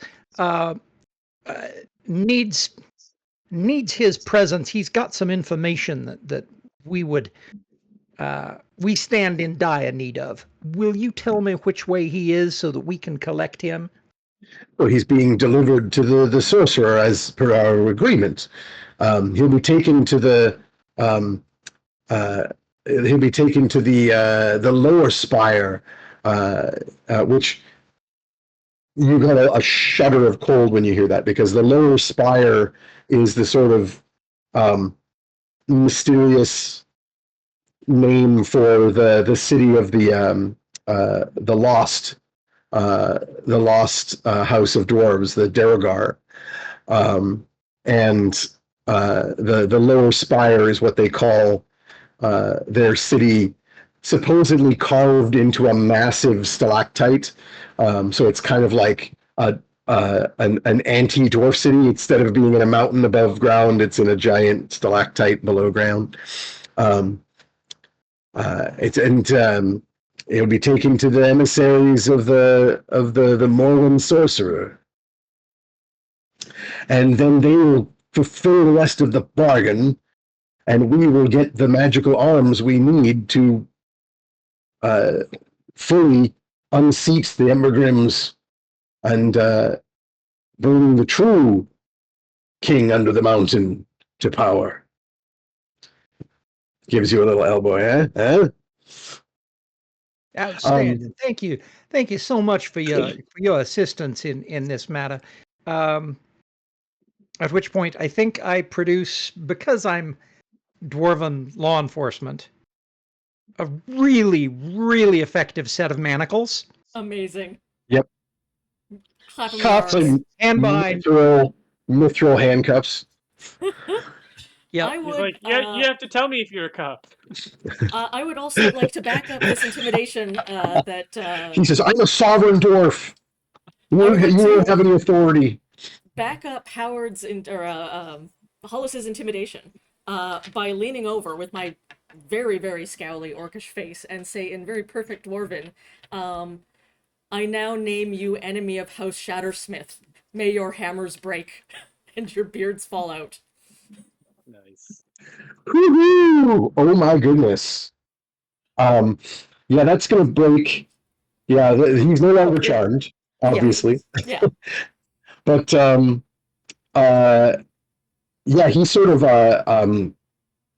shouts a warning in Goblin to basically no one, because by this point, Yeah. all of the goblins are gone except the unconscious kobold you knocked over the head. Well, next, you've got a bunch of fallen goblins. You've got a prisoner dwarf. You've got a prisoner. You also find, by the way, as you check the fallen here, a couple of the other goblins that you have taken out are also masked dwarves. And when you reveal, you find that they are, in fact, dead dwarves. One of them, Hollis, you recognize as a warrior of some standing in House Glacius. And you would guess he was probably the leader of this little group. Any sort of a signet, like a ring or a locket or a sigil on his armor or something? Yeah, probably. They're too arrogant about this to have been worried about making sure no one could identify them. They're sort of like if their masks were taken off, they were pretty much expecting to be in trouble. One of the interesting things is that the wooden mask that they were wearing, you swear that before you took these goblins out, they were full-on flesh goblin, like their mouths were moving, like they weren't just wearing a mask. Yeah. And you realize that the one that you grabbed with the net was being looked at by Gary when you pulled his mask off. Gotcha. Yeah. The dead ones, though, just look like they have normal masks on because they're dead. These basically act like the Morgan's gonna put one on. Sky self cantrip. Morgan's gonna prestidigitation the goo off, One of my and we'll put one on. To perform an act of curiosity. Recklessness. Yeah, that's what it's the called. word I was looking for. Yeah, we're really good at that. So Raven, you put the mask on. Morgan turns into a goblin with black eyes from everybody else's perspective. So you put the mask on your face, and you're a goblin. Like your center legs look like goblin legs now. As though you had the disguise self spell going. But also, I would like a wisdom save from you. Thought so. I was gonna say I would require a wisdom save to not do this. Putting on the mask already represents a failed wisdom save. All right. Wisdom's +3. Oh. That's a 12, 15. That's not going to cut it. Okay, so you hear a voice whispering in your ear in a language you don't understand. Mm-hmm. And you, how many spell slots you got left? That's a bit unclear to me. I did spend a Dimension Door and a Storm Sphere in this combat. But earlier, I don't think you used much in the way of spells last game since your rest. Mm-hmm. I don't think you used any spells last game. I'm just skimming through. I believe I entangled. I chaos bolted. You chaos bolted this time. Entangled I your chaos bolted the goo at least once. Yeah, so there's 2. Yeah, I forgot about you. You did do some spell casting against that. You lightning bolted too, didn't you? Yes. So you are down 1, 2, 3. Yeah, so you're down all of that. Mm-hmm. I just want to say, depending on how smart this compulsion is, it would be better to use a charm person or a what is it called? Deception that I'm not compulsed.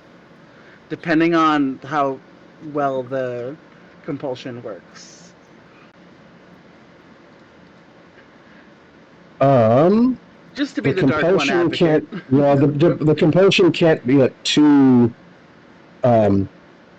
complicated there. So what instead it's going to do is it's going to have you chase after your new compatriots with a Okay. thunder step. That makes so much sense.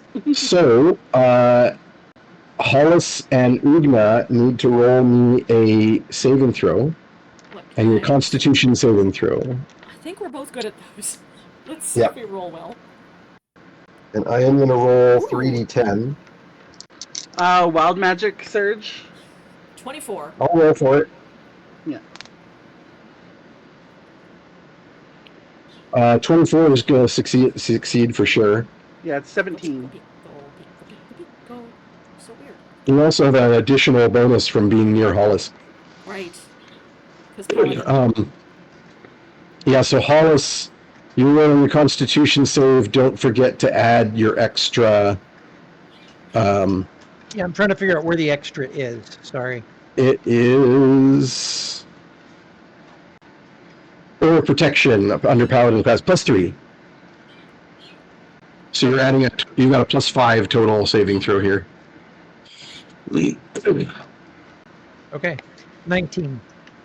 You succeed also. So you each only take 12 damage instead of 24. Thunder damage from the explosion as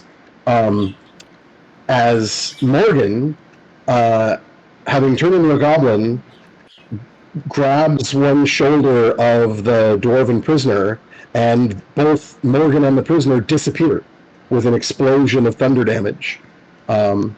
As you thunderstep up the tunnel. Well, that is going to make it much more difficult to bring him to justice. It's true. Is she And Morgan, a goblin? you and your ally are going to try and escape. Now. right. So you are now Ugna, up. if I the may tunnel. for a moment, Ugna, you may have already ascertained this for yourself. Don't put on any of the masks. Oh, good. I was going to do that next because that looked really cool. Do I need to roll a persuasion check on that just to be sure? No. Okay. Ugna fails those readily. I kicked the mask that I was about to pick up behind me. Like scuff it with your foot like a mask. I wasn't going to put on a mask. What are you talking about? See, I knew you were clever. I knew you were clever.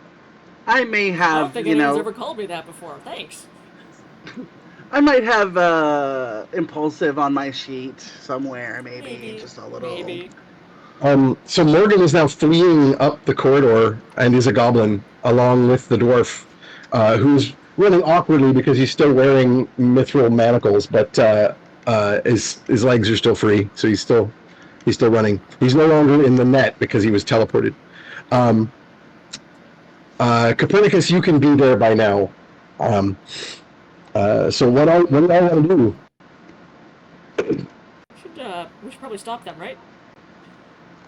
I'd love to try and get a fishing rod cast and like catch the manacles. To see if I can catch that guy with a. I guess You're I did a stunning chill touch, but I'm trying to. I'm not trying to drag him towards you. Yeah, I'm trying to catch him and pull him back. Because you do have the Oh, yeah, I can move him 10 feet if I. yeah, the repelling or grasping, sorry, the grasping, so you can pull, and in fact, you can do a restrain with the grasping. Ooh. Yeah, I will attempt that. Okay, Or should we do initiative actually here? I'm basically letting each of the, like, they're all they're doing is fleeing. And Morgan's control under this mask is limited. So Morgan's not going to be doing a lot of different things. Got it.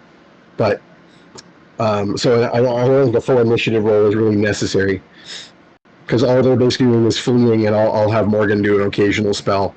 So all three of you can kind of act at the same time.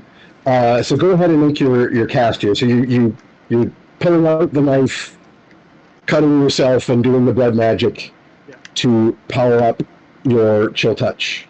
Yes, that is correct.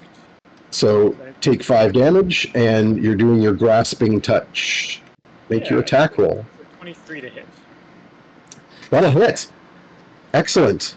So the ghostly bone-like hand with the hook fingers appears out of nowhere, shoots out, and actually hooks and grasps the shoulder of this dwarf. And you can either yank him backwards towards you 10 feet, or you can attempt to consider this a grapple and have do a restrain, which you would have to do a strength check to break out of. I'll try and do a grapple. Okay, so what you're going to do here is roll your spell attack bonus, and he's going to roll against it with a strength check to try and break out of the grapple. Okay.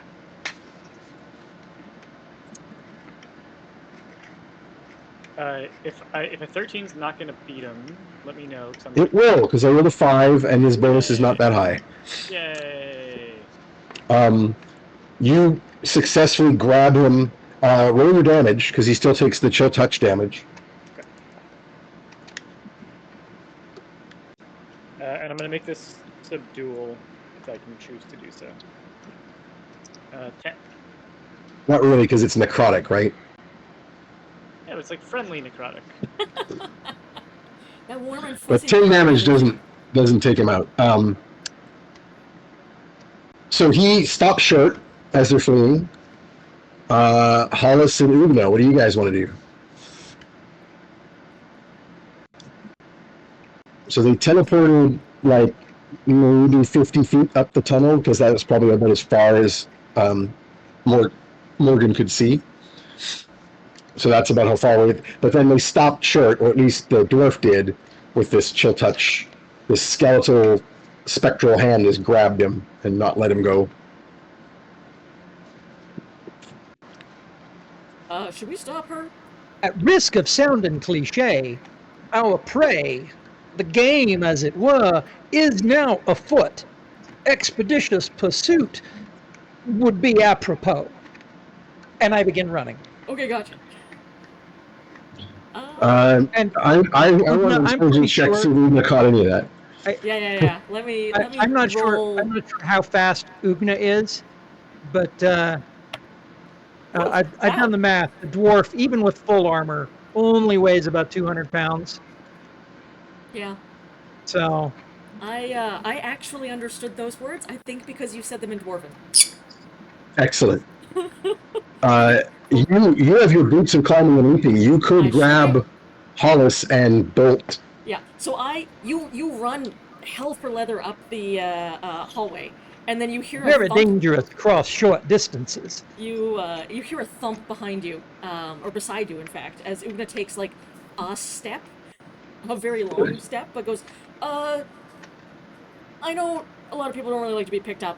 Would you be okay with me lifting you and carrying you? Do it, please. Alright, as you're running full out, and I'm just walking. And I'm alright. And I will heft you up onto my shoulders, and then Permission. Whatever. bolt down the hallway. Make in me an several athletics check. bounds. Make an athletics check to see how much faster than your normal movement you can go with this dash action. Only an 8, but with a plus 11 athletics, it's a 19. Yeah, that's still pretty dang good. Yeah. So you scoop up Hollis, and you can close the distance completely, and overtake. So Morgan was only able to, after the teleport, to take a normal bit of movement, and you are able to do more than double your normal movement and basically close that distance. Which means Hollis can now take a turn from basically practically right there, caught up with Morgan and the dwarf. What would you like to do? Me? Yep. Attack? No, not you. Oh, sorry. Hollis. Hollis. It's Hollis I need to hear from. We've completely ditched Gary and Grandpa. Yep. We're still way back there. No, Grandpa's within line of sight because he threw that chill touch Yeah, at that's the true. dwarf.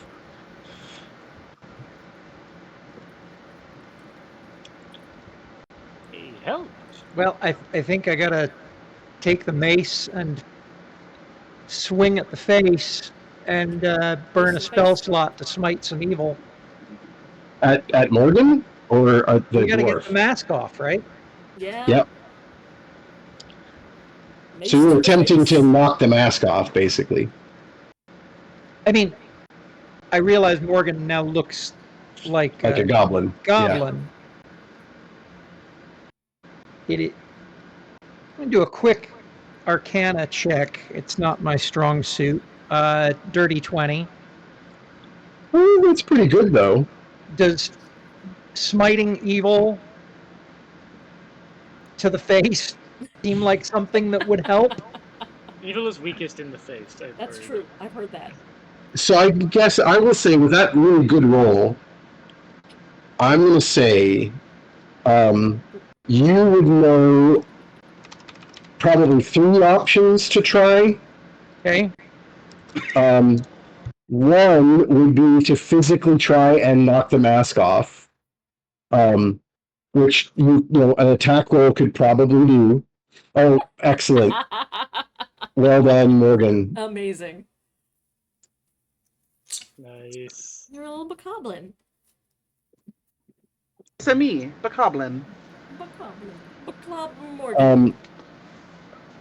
A second option would be that you do have the hold person spell, so you could attempt to at least stop her.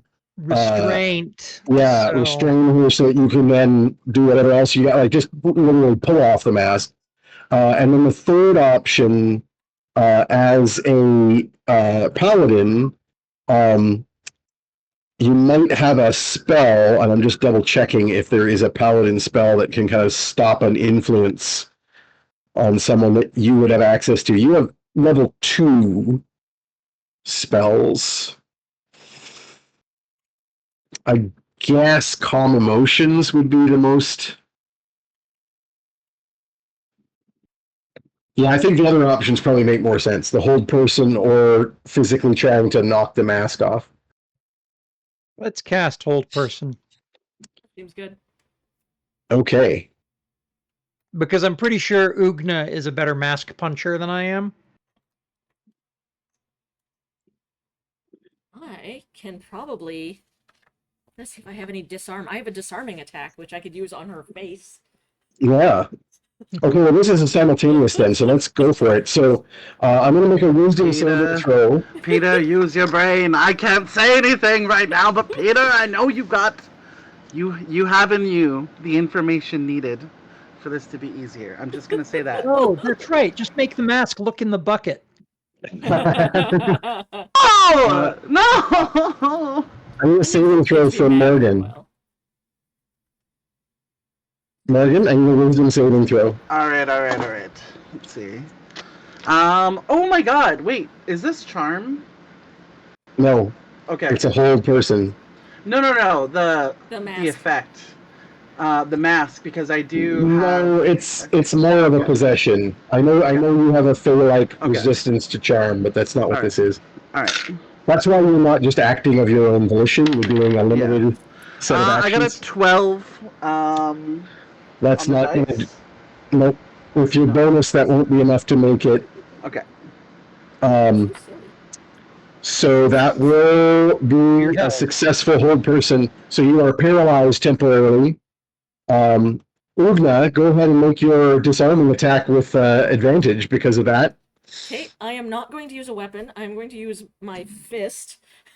Yep. This is the scene from Avengers where Thor just rips off Iron Man's face. I'm gonna spend an inspiration to not crit fail. That's probably a good idea. Sounds very wise to me. I like that when you were holding Pico makes it look like you were going to roll him, Yes. that he's the die. He wants me to roll him. He is in maximum crazy mode right now, and Just because he's been in. he's been all cooped up, and he's a sad little guy now. Yeah. No, he's got to get all out his crazies. Okay, that's much better. So 12 plus my hit bonus, which I believe is a 6. Yep. Would be 18. Hi. I need another saving throw for Morgan, please. This time it's a strength saving throw. Oh God. All Yeah, right. you're not good at this. This is only only a +1. Okay, not too bad. So silly. 8. Yeah, 7, 8. no, Yeah. you just like slap the mask right off. Bang. Peter, Yeah. the dwarf is trying to break free. Please roll another spell attack. That is a 28. I'm not even close to that remotely. In fact, you rolled so well. He like tries to pull away, and you like hold him back, and then sort of turn him slightly and let go, and he like just throws himself headfirst into a rock wall and knocks himself unconscious. No. Is there any chance that he is the kind of hurt where I can do spare the dying on him? He's not even. He's fine. He's taken 10 damage. Okay. I really need those spare the dying hit points for my my fate. I mean, you could cast it on. You could cast Spare the Dying on any of these. Like you're in an area filled with dying goblins. You know what? I will. I'll take 10 HP. You get your Spare the Dying off at one of these random. Yeah. I also don't want everyone to just randomly bleed out at the bottom of the cavern, especially Yep. if they're possessed. So I'll do a round of spare the dying here, but I'm gonna restrain our guy Okay. again. Or Morgan. handle. Yep. Morgan goes, and you're back to normal. Do I remember what happened? Yeah, you heard this hideous voice whispering words that don't mean anything to you in your head, and it made you like see through a mist and do things that you just remember trying to get away from enemies. Yeah. Morgan's gonna wiggle her head and get rid of that. Take the goblin mask off. Nice. And go. God, I guess we. All right? You know what? I think this is about the time that we all exchange our safe words. Oh yeah, sorry for I smacking think- you. I figured the mask I was really think- bad. No. I just think like overall, and in case possession, and she gives, like, just to deflect from her own feeling of sourness at being possessed, is gonna be like possession, emphasis on an eye look over at Perny, just in case something like that happens again. We have a way to check in. It's know. enough of an occupational hazard that I think that is warranted. So what's everybody's safe word? Wait, is this the word that you say to say that you are safe and you are yourself, or is this the word that you? Because we won't be able to say it if we're possessed. So how do we want to do this? How are we organizing this? I guess it should be a phrase that you like call and repeat.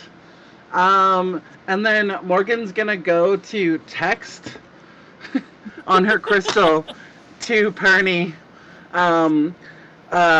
Call in response Skoden and Studis. Amazing. So you have to respond when that way, either through our PernyNet or aloud or written, to communicate that you are not possessed. And we'll say that. And before you send this to Ugna, tell her not to say it aloud. Okay. Right now. If somebody fails Okay. to say the answer word, then we know that something's up. Yeah. Okay. So, Howard, did you want to, I know you don't have the notes from Gen Con on you. Did you want to explain to any of the party sort of what the whole deal is with this dwarf family? How much do you want them to know? If I may briefly catch you up on matters of dwarven politics, it would appear that House Glacius is actively engaged in an attempt to overthrow the current rightful king of the dwarves, my sworn master. Understand, I am sworn to the law, not to an individual. But this individual is by law the king, and so that is where my loyalties currently and of necessity must lie. This fellow is from House Glacius, and the deceased dwarves, once we got the masks off, they also appeared to be from House Glacius. And so it behooves me as an agent of the lawful king to present as much of this evidence to him and to the powers that be, so that they might prepare themselves for whatever might be coming. Yeah, but what's Although the in that spiral? vein, whatever might be coming is probably coming from the direction we're headed. What's the So- lower spiral, Hollis? I've never heard of that place before. But if they're taking Salve, where Oh, do I go? that. You know what a stalagmite is? Those things that hang down from the top, like that. Over I there. thought it was. I thought that was the ones that hang from the bottom, Stalagmite. that are like poke up from the bottom, don't they? No, that's a stalagmite. It's got a G in it. What? Stalactites from the ceiling. No. Stalagmites from the ground. Oh no, you're right about that. It's the That's what Sallow stalactites. was saying. Hang on tight. The stalagmites. I could never get them come up from the together, ground. but then he told Yeah, me the about the letters. lower. I always mix these up. So what's the rule? How do you tell which G- one's up G and is down? ground. Got a C is G in it. It ceiling. comes from the ground. Which one has a G in it? Stalagmite. Oh, okay, that one. All right, cool. Oh, Copernicus, you were rolling the history check with disadvantage, as I Oh, we recall. don't need to go back to that. We can forget that ever happened. The lower Skeen is a city inside a city-sized stalactite, or so I'm told. Personally, as the son of stonemasons of no small regard, I find that difficult to believe. So not Seemed the like one the that. best place Oh, to dig. so okay. Are you mentioning that the Lost? Oh yeah, it's city of the Dwergar, the lost tribe of dwarves who almost uniformly fail to pass a detect good check. Oh. It seems, bad. I do not mean to strip them by agents of their agency purely by virtue of race, but for cultural reasons. They are not agents of Wheel. Wait, Wheel's good? WEAL. Mhm. Oh, okay. Okay. Yeah. So okay, and that's where Sal is now, presumably. Big hanging city of bad, angry dwarves. Yes. Okay. That seems bad. I suppose I Or- could have led with that. Morgan's Trying gonna to do an overthrow your king for reasons? Morgan's gonna do an Arcana check on the mask that she stole. She Yep. picks it up and is examining it with Arcana. That's a 2. It's certainly magic. I wonder if we could use this on somebody. We shall stuff it into the bag of holding on a little carabiner. Sorry. May need have utility in the future. The other thing that was mentioned to you, Hollis, was this sorcerer that was described as a Malouin sorcerer.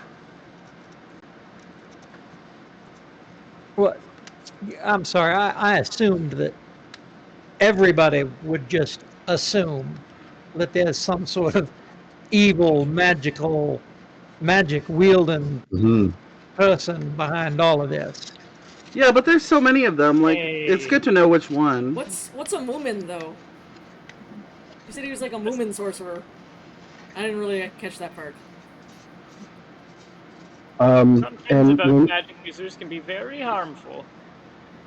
so, Copernicus, Yeah. where are you going to make that roll from before? Because if you don't have to, So I did. And okay. it wasn't good. It was a nat 1 on the second roll, and the first roll Okay. was not amazing. Then you weren't able to dredge up those memories. But I would now like a history roll without disadvantage as soon as you hear this name. That's a 21. Nice. Okay. So, the name that you heard was you realize is Melon. That they, as they all sort of stumble around Marwyn, and you have heard of House Marin. So that's Marryn. The Marins are one of the noble houses of the north. They had considerable or power and influence. They're one of the old houses. There's only a few old houses of the north. And of course, you know several of the old houses, because the Langarians, for example, the Strax. The Boltries are not an old house. They were a lesser house that has recently risen to power, and you now know why, because of certain selling of Tromlin to our firstborn sons to the Fae. Yep. No, the old houses of the north are the Blackmonts, who you guys have encountered. The Tyrathians, who you've encountered. Langarians, the Strax, and the Marins. The Marins, the party has not encountered. They are Easterlings, people from the deserts of the east who had a lot of power before the rise of the Chaga Khan back in the day. And they had lost a lot of their power, but Baron Nicholas Marin is someone you personally are fairly familiar with, Copernicus, because Baron Nicholas holds power in the city of Morwendel. Ooh. Right. And I don't know if you remember much about the city of Morwendel because it's been a long time. My ancestral family home is there. That is where your ancestral family home is, yes. The city of... Cool, so cool. a Marin sorcerer sounds like a sorcerer that has something to do with the city of Morwendel. And this might be a good time for Alina to pull a map I up. am looking for that. Give me half a second. Meanwhile, I'll just sort of... Northlands around Mud Hollow? No, I don't think that one shows Morwendel. No, it doesn't. Okay. It's the original Do the Northlands of broader Karsh map. Yeah. The broader Northlands of Karsh. There we go. So while you're doing that, so as Hollis is explaining this to you, also with that history check, you know a little bit about these names of the houses of the dwarves. There were originally 7 great houses of the dwarves. The 7 houses of the dwarves, of course, are Phaneris, Aphanus, Porphyrus, Pyroclasius, Pegmatus, and Glacius, that's a deep cut geology joke, because you got a scientist as your DM. Those are the 6 types of igneous rock. And then the 7th of the houses of the dwarves are the Lost. They're the house that was lost to the worship of evil gods and demons in the Underdark, who became known as the Duergar. House Phaneris is the house of King Lothar Embergrim, who is the ruler of Rockspire. Glacius are the richest house of merchants, and from what Hollis is telling you, they seem to be trying to pull off some sort of coup to come to power. Now that map is up. Yep. Yes, it is. I'm going to need you to drag the map a little bit to the side so we can see more of the right-hand side. Or you can zoom in. Actually, you can see Morwendel. It's just small. I think if people want to full screen the stream, they'll be able to see There. More Wendell. Morwendel, which you'll notice is on Lake Mowindle, on the edge of the Iron Peak Mountains, which maybe gives you a direction.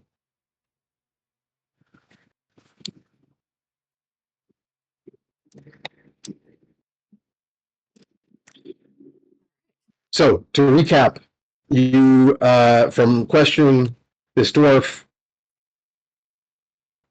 you believe that the goblins with the black eyes are taking Sal to the Duergar, and they have got some kind of deal with a sorcerer from Morwindle. Yeah. Although I'm not sure how much of that you're revealing, Peter. I'm assuming I'll pass all of it, I'll, but I'll share all of it. Yeah. Come on, buddy. Stop biting. are you sharing the whole thing about Buddy. No. are you sharing the whole thing about your family history being there, No, or are I you won't mention- I saving won't- that tidbit? I won't mention that. It's not relevant to the current situation. Not hiding it, just not relevant to this exact juncture. Okay. There's evil sorcerer from Um, Morwindle and evil city of dwarves. So what's next? Well, I think we do need to make our way to that spire. I know Yeah, that but- Una won't leave without us being able to recover Sal. Yeah, we gotta get Sal back. Especially, like, if these guys are real evil. Who knows what they're gonna do to him? Now, Tromlin normally helps us with our disguises. Are any of us proficient with disguises if we were to try to infiltrate this city? I can look like whatever you need me to look like, provided all you need is for me to look like me. Hmm. Well, that may not do in this particular circumstance. All right. Well, I think then we will do. So there's no way to put the masks on and to be sure that we are going to get a result, but we are in control of ourselves. Is that Yeah, that seems like correct? a bad idea. Okay. All right. Can we be invisible? We did that before. We could just be invisible. That's a good point. So how many are we right now? I assume we've lost Fetid and Ollie in the scuffle.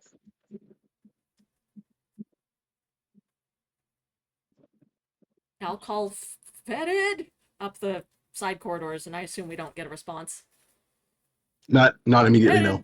Fetid! Hey, buddy! We're leaving! He's very good at passing out trace. Yeah. Okay, so then at 4th level, no, sorry. So at 3rd level, I can hit 2. At 4th level, I can hit 3. I can do. Excuse me, friend. Do not bite that. You'll stop the stream. I can disguise Sorry. myself. Yeah, you have disguise self. I think I can juice it with blood for an extra target as well. I can Always hit juice it with 4 blood. people. I can hit 4 people with invisibility, which I think is all of us, correct? In fact, yes, right now there are 4 of you, unless you count Gary, who right now is kind of just hanging around in the back, kind of looking at you all, wondering what's this all about. Gary, I think a friend of ours was taken. We have to track him down. I think our path leads us away. So Oh, before we you are go, going though, to head on. just a sec. Hollis, how good are your people at, like, making people not stone?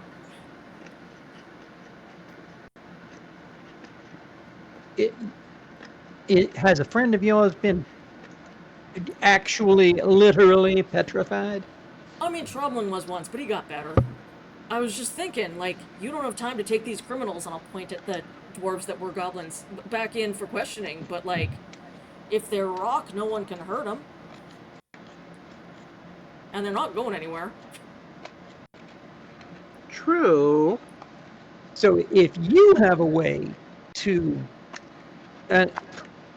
enforce stillness by way of petrification. I just gesture I- towards Gary. Oh. That could work. I have never had the privilege of working closely with a beholder in this manner. I'm Gary. Gary's a great guy. We met Gary. Gary, you know, Hollis, Gary. You know, I really like the dungeons you have down here. I mean, I'm looking for a place right now. Maybe I could come to some kind of arrangement. I'm never late with my rent. I strongly suspect that we could come to some sort of an arrangement. I'm curious if you could do me a favor, however. Could you, if we netted up, gathered up some of these dwarven ne'er-do-wells, Morgan is already arranging them in questionable positions. could you perhaps deposit them at the mouth of the entrance that led into the library? Oh, sure. I could do that. Thank you. But before you do, I'd like to leave a note. And Hollis is now very quickly going to write in his best. I'm filling out this report as quickly as I can, checking all the boxes. With a second note with my seal on it that says, eyes of the king only. These guys is criminals. No, but also what he just heard from the... Yeah. Yeah. Yeah, you even pull out, like, you've got, like, you pull out a deputy star and stick it on Gary and say, I hope dwarves. that pen doesn't hurt your eye. That was careless of me. I'm so sorry. You can, like, pin it to a scale on his hide. Yeah, just so you're, like, if any dwarves, like, go, oh no, a beholder's attacking our city, he can show the... He seems to have been deputized. Yep. Morgan is rummaging through her bag and pulling out, throwing out like a nurse's cap, obviously like stripper style, and then like a bright, hot pink, glittery cowboy hat, and places it with a little elastic around a couple of the eye stalks on the top of Gary's head. That's perfect. Gary, per the Posse Dwarfitatis legislation, enactment, whatever, my legalese is too rusty to improvise. I'm deputizing you to carry these folks upstairs, and then you can be on your merry way. You need not assume any other duties, and we should exchange cards so I can perhaps arrange suitable housing for you. He's got like a beholder card. I don't know. So it's like a card that just has his monster stats on it. I don't know. It's just a stat block. Yep, it's the monster stat block. Sure, yeah, and we're like telekinesis eye and hover this like tied up bundle of prisoners and go floating up the corridor. Well, to be fair, one of them is a prisoner. The rest of them are corpses. You've got A bunch of them spare the dying. You've got whoever will spare the dying by Peter, and you've got the kobold that was knocked unconscious and not actually harmed, as well as your manacled dwarf. The other dwarves are dead. Yeah. Okay, they are all being sent up. Are they being sent up petrified? Because I'd just like to see that. The whole knowledge metagaming thing here. Lane, whatever serves the story best. Did the note get intercepted? Did I write things on the right paper? I have it's all good. idea. That's all your good. job. Yeah, I'm happy to handle getting them out of here. Although I do want to quickly point out before they go, Copernicus, the only reason that your Speak with Dead didn't work before is because you use it on these black-eyed corpses. Oh, right. The dwarf corpses are normal-looking corpses. Okay. Before we send Gary off, do we want the opportunity to interrogate one of the fallen? I can assure you that this time, the last time was a fluke. Never happens. Won't happen this time. We should be able to have a perfectly normal and pleasant conversation with one from beyond that dustiest veil. So who's in? Morgan will. Arcana. Morgan's 16 Arcana. So I believe you're correct. I think in this instance, an interrogation of the departed will be safe. Very cool.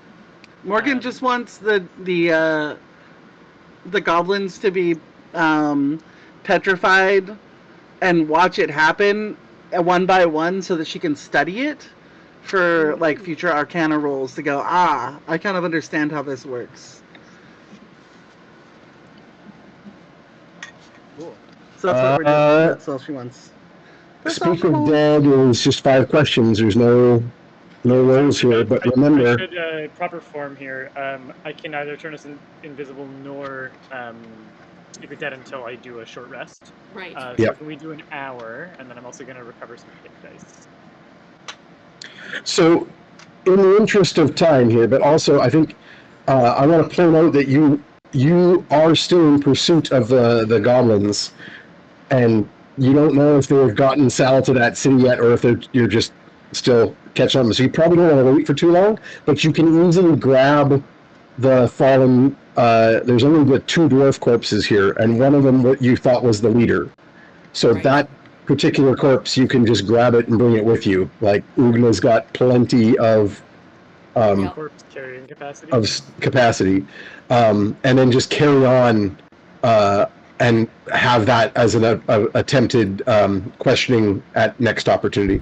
Sure. So Gary will go ahead Wait, and Ugna, on the subject of safe words, if you will take a look at the back plate of my armor here, there's a loop, a steel loop that can be flipped out for hanging in lockers in the station. Oh, okay. You can grab that, and I will just come along.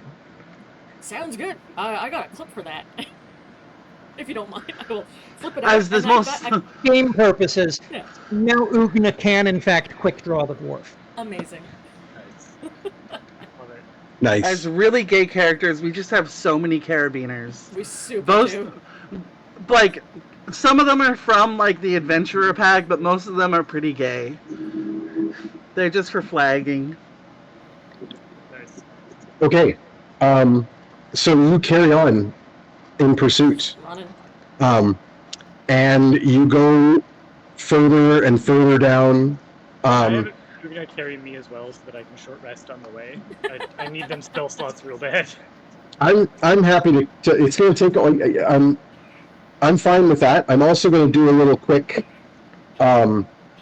retcon here because I don't think I want to keep Fetid fully written out for this because it's such a short game here.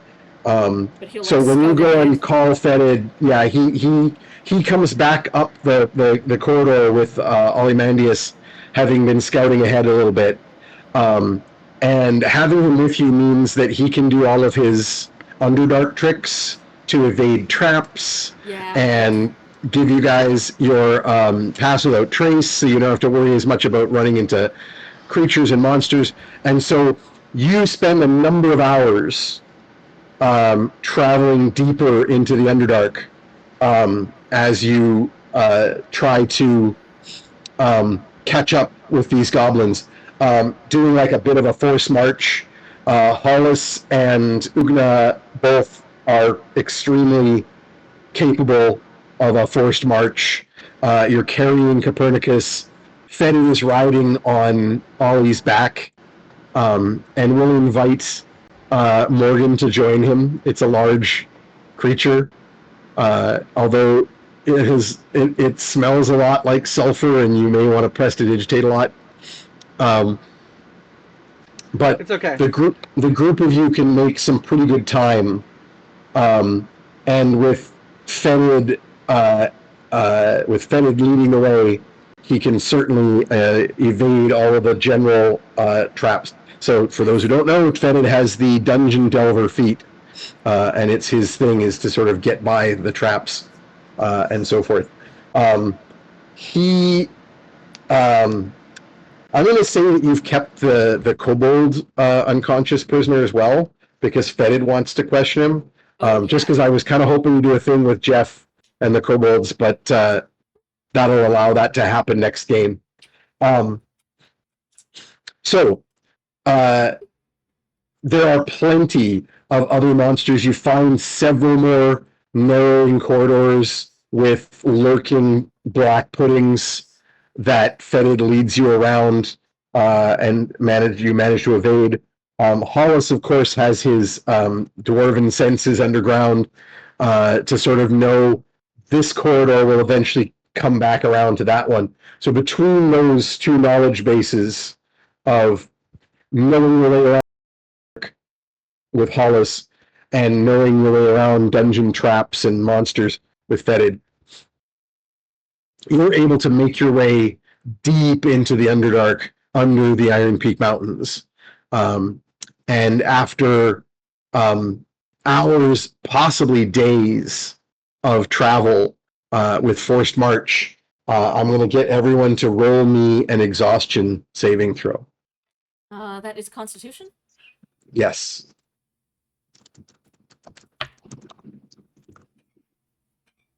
All 21. right. Here's hoping. Here's hoping. Oh, that's not bad. 18 over here.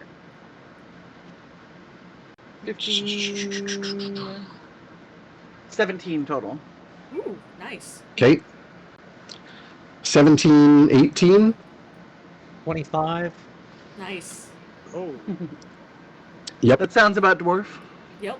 It's just a walk in the Rocky Park. So you all manage to kind of, Good over long distances. you keep from wearing yourselves out too much. Copernicus, you will definitely have had your short rest while being carried during this time.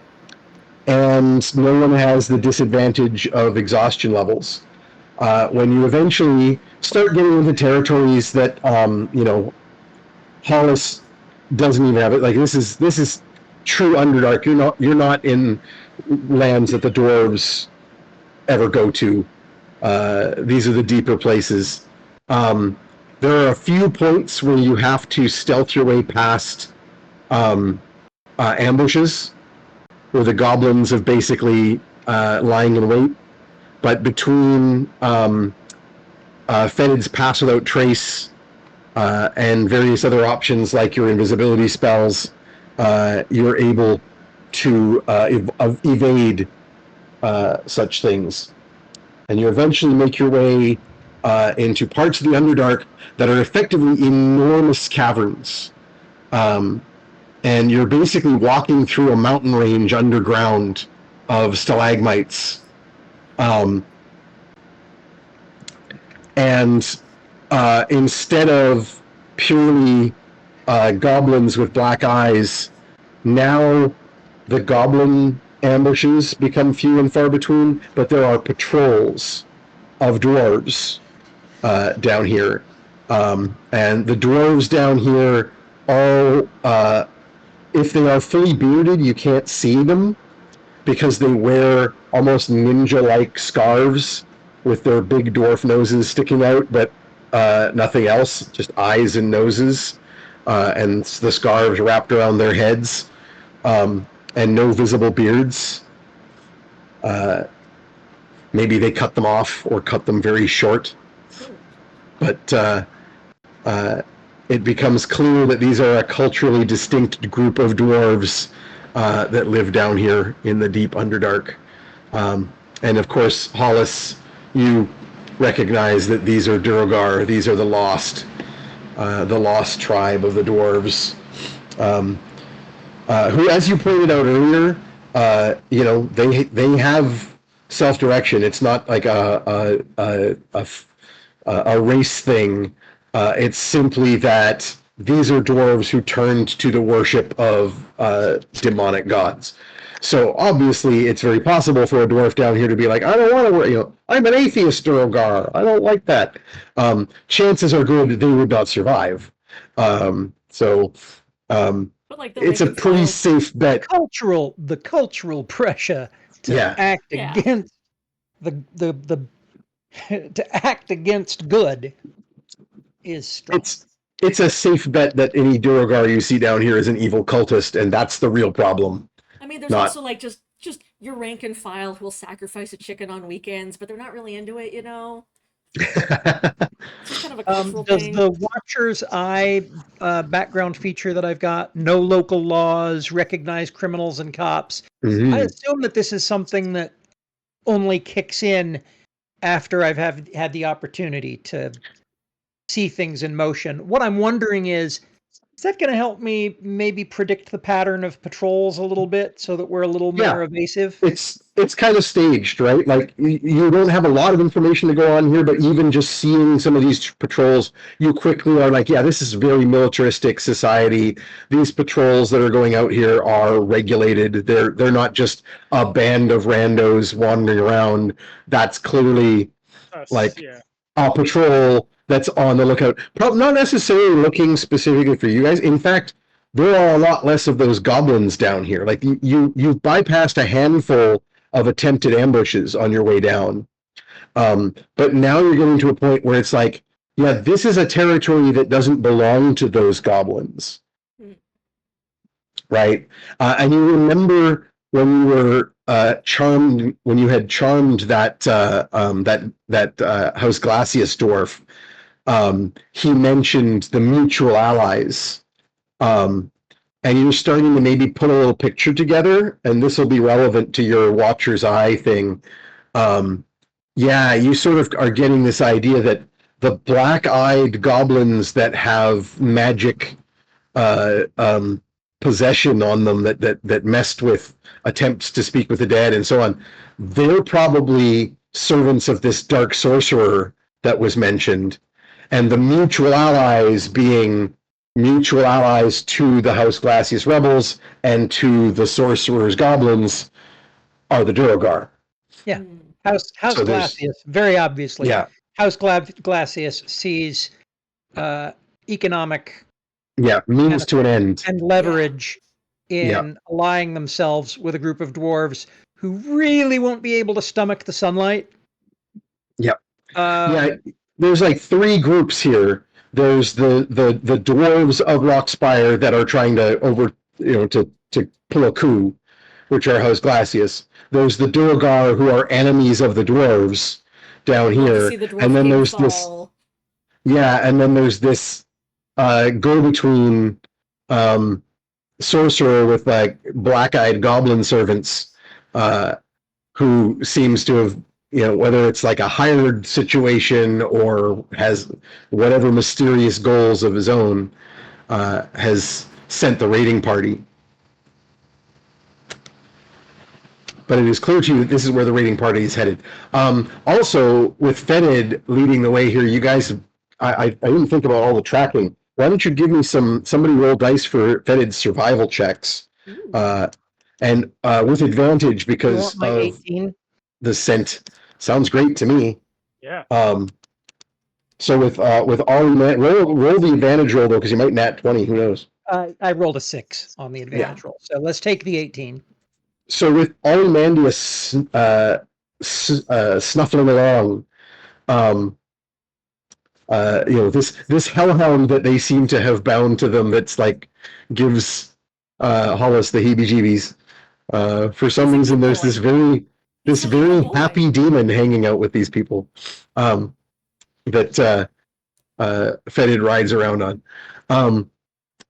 But between the scent that Ozymandias picks up and Fetid's tracking skills, you're gaining on the group. You also can get an estimate as to the size of the group that you're now following. There's now maybe 10 of them after your attacks. You think that they've lost a few and gained a few in their attempts to set up ambushes. There's been like a few left behind that you bypassed, but others have joined the party to bolster its ranks a little bit. But there are less than a dozen of them.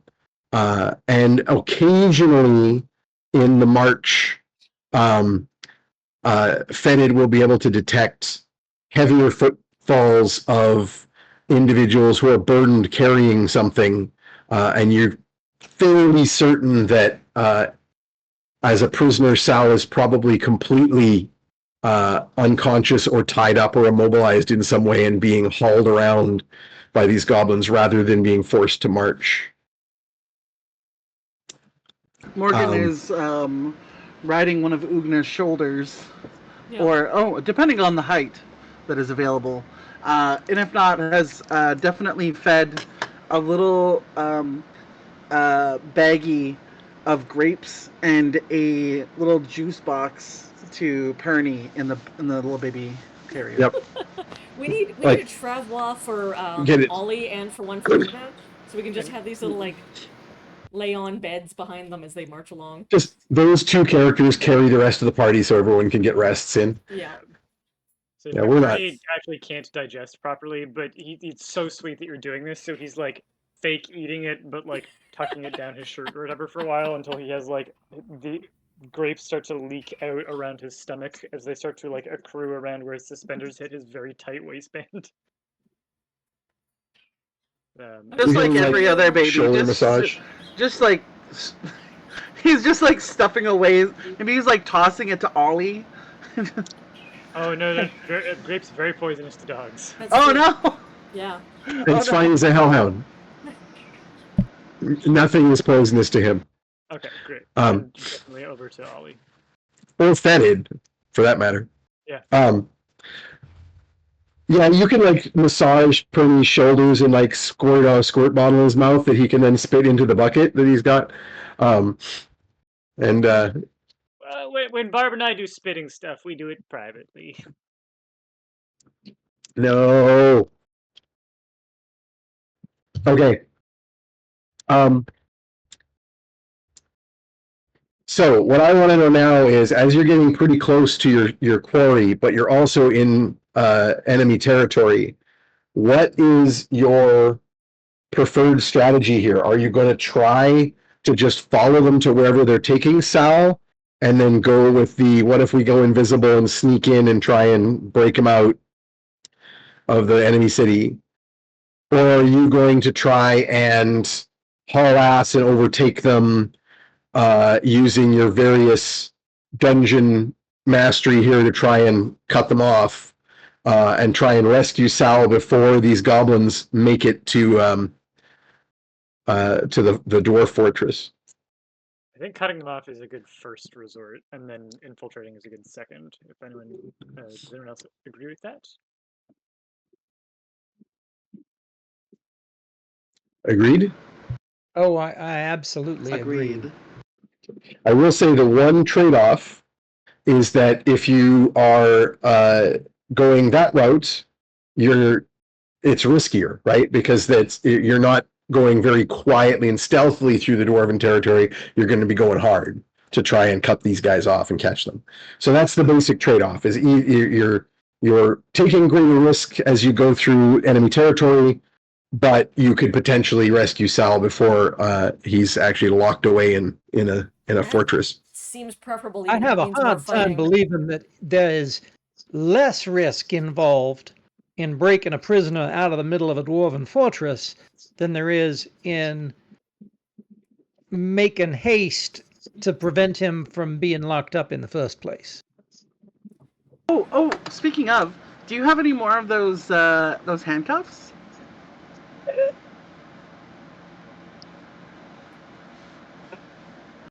I am afraid at the anticipatory face you're making right now. Well, there's a lot of curious- uses for sure. No, they do. On this, you and I are in agreement. I have 2 more pairs, and I wish to retain them for the time being. I was gonna say, I think that Tromlin or Fetid would do really well to have a pair that they can sleight of hand on someone, should they get the chance. They would be better at doing something like that and kind of going up. Tromlin Lady, forgive me. I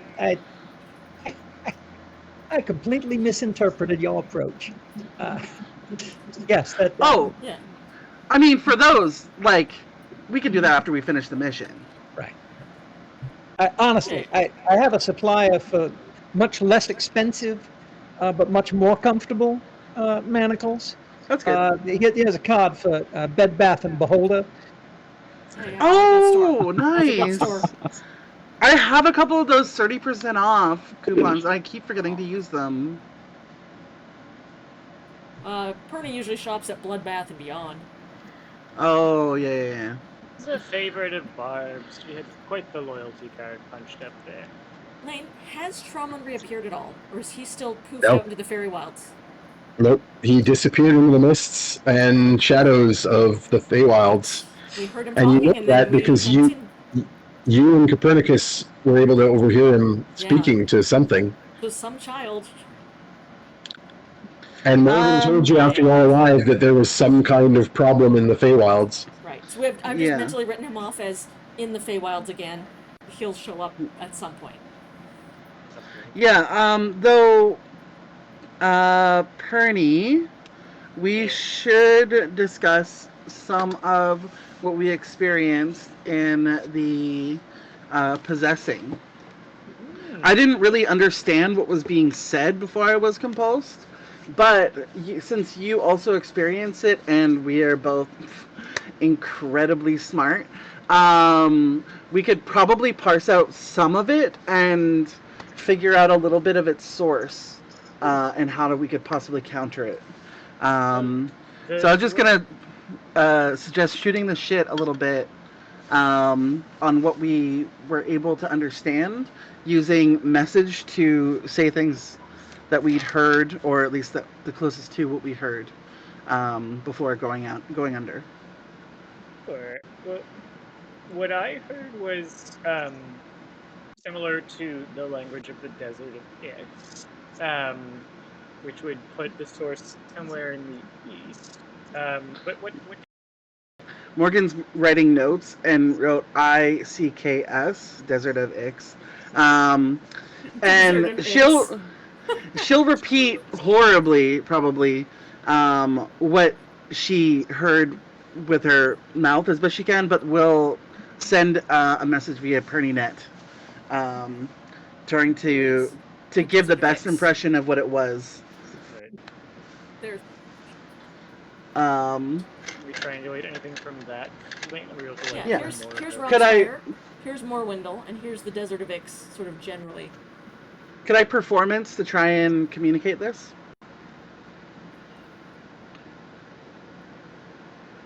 I mean, it's up to you. This is between the players. Yeah. Just I'll do a performance roll to try and best convey what I'd heard. Go ahead. And Aluna, did you want to pull up the bigger world map?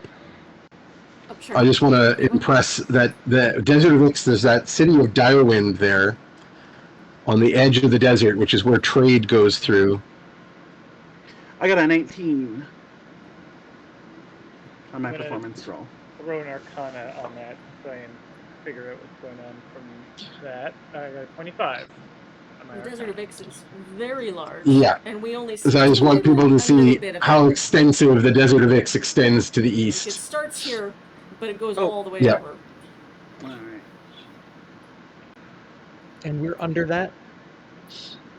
No, not at the moment. You're somewhere deep under the Rockspire Mountains. Yeah, we're sort of still up here. You would probably know, Hollis, that just from direction sense of being a dwarf underground, that you've come a fair ways east, that you're like near the foothills. You can go back to the previous map there, Lena. I can point it out, folks.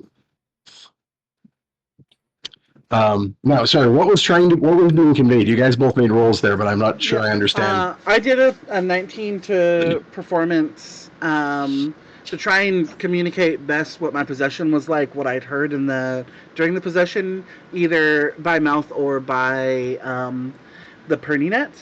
Are you referring to and then these otherworldly noises that you didn't understand? Yeah, so that we can try and Arcana history. I think that those to rolls, prompt the roll.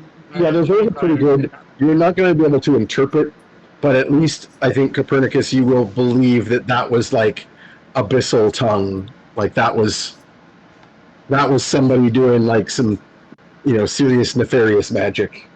Got it. Okay. I will communicate that along.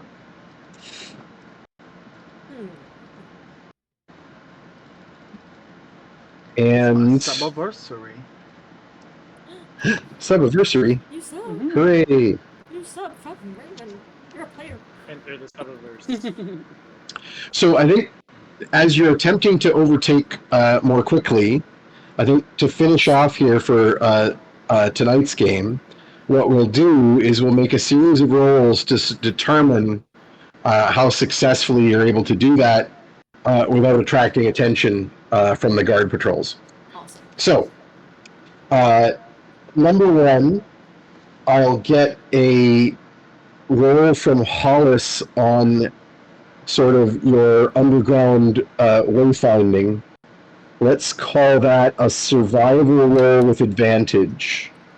So I know you only have a +2, but you have advantage on the roll being a dwarf.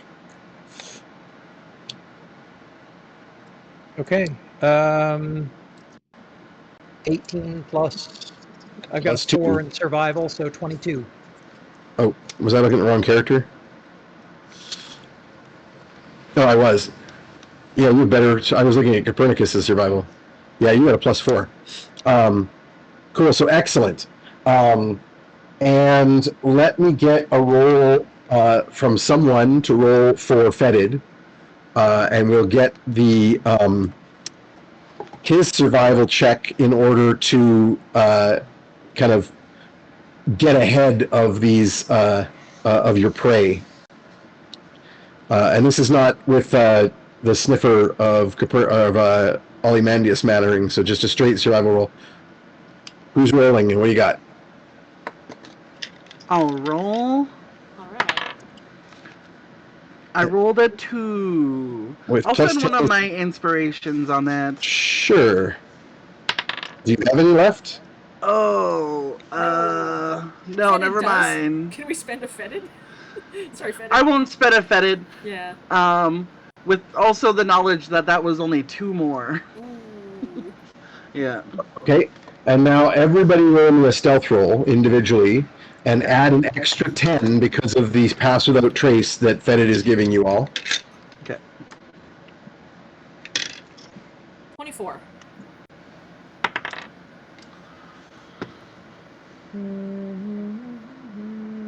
27. 41.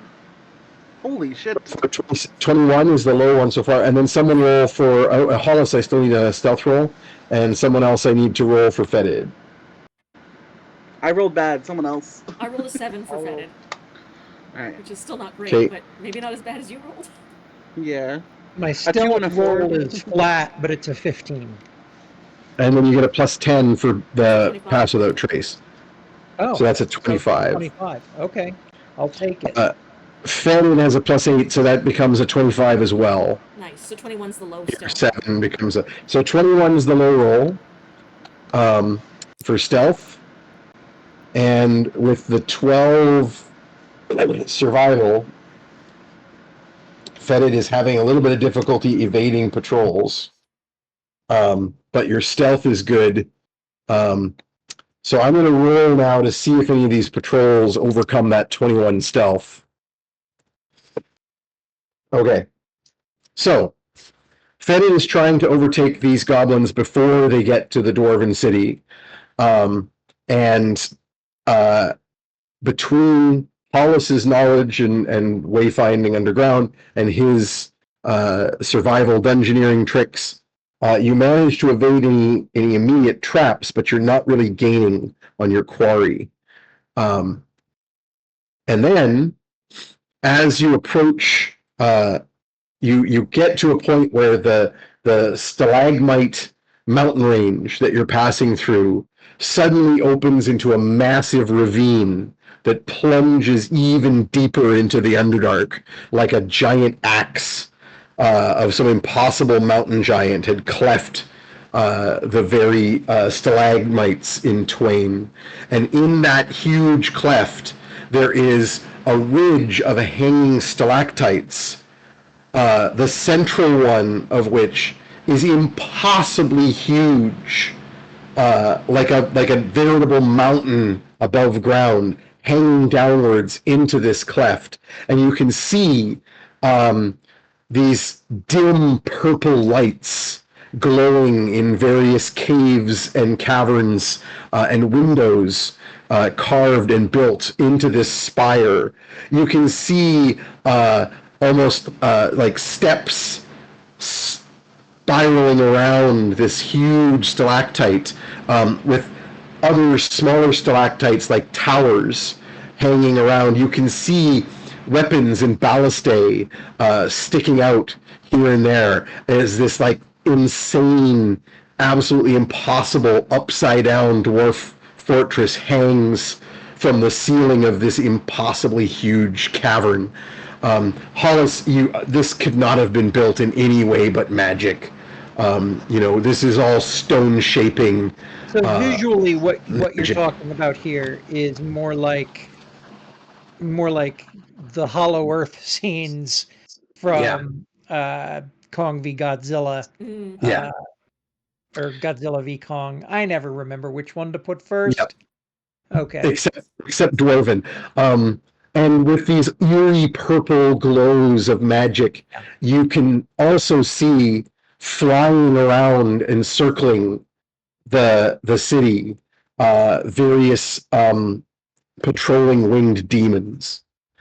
And you recognize, Copernicus, that there are handfuls of Vox flying around these demonic winged beasts. Bad.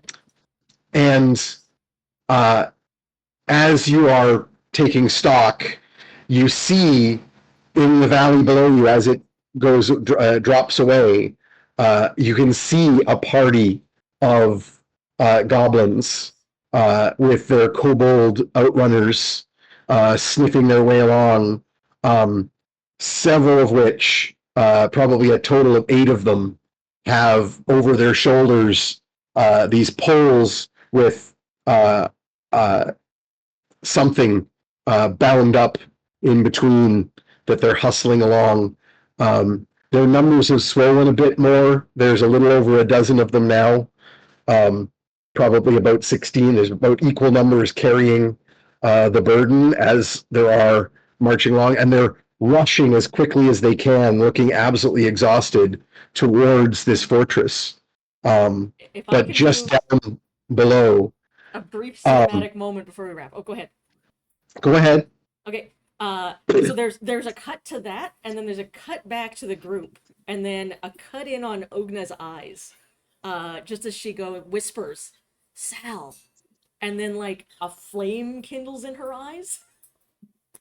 And we'll cut back to her taking out her bone crusher mask and just pulling it on. Oh, hell yeah. And the eyes go like steely flat. Mm-hmm. And at this point, several things happen. One, Ugna actually starts giving quiet orders Like I've been to- working it out in my head the entire run. about, Fenimali, you're going around this way. You, Hollis, you're with me. I'm carrying you down. We're going to get close like we did before. Like all of this, and I want a roll from Copernicus and Morgan, because you two know Ugna well enough. This is going to be a insight check, which I know Morgan is very good at. I'm very bad. 13. Let's see. That's a 12 plus. Okay, your plus is huge. I think you got a Yeah. plus 10 for insight. It's like Yeah. 22. Plus 9, so 21. Yeah, plus 9. Okay. It suddenly, this is so weirdly unlike Ugna, but also so sudden. It kind of starts coming together for you that you realize Ugna's been acting really weird and random for a long time now, where sometimes Ugna seems to be more competent than you're used to, and sometimes less. and sometimes more squeamish, and it's very strange. And you don't have much time to think about it, because at that moment, you're all overwhelmed by this crazy stench, Oh no. and I need everyone to make a DC 14 Constitution save. Easily made. Eh. 17.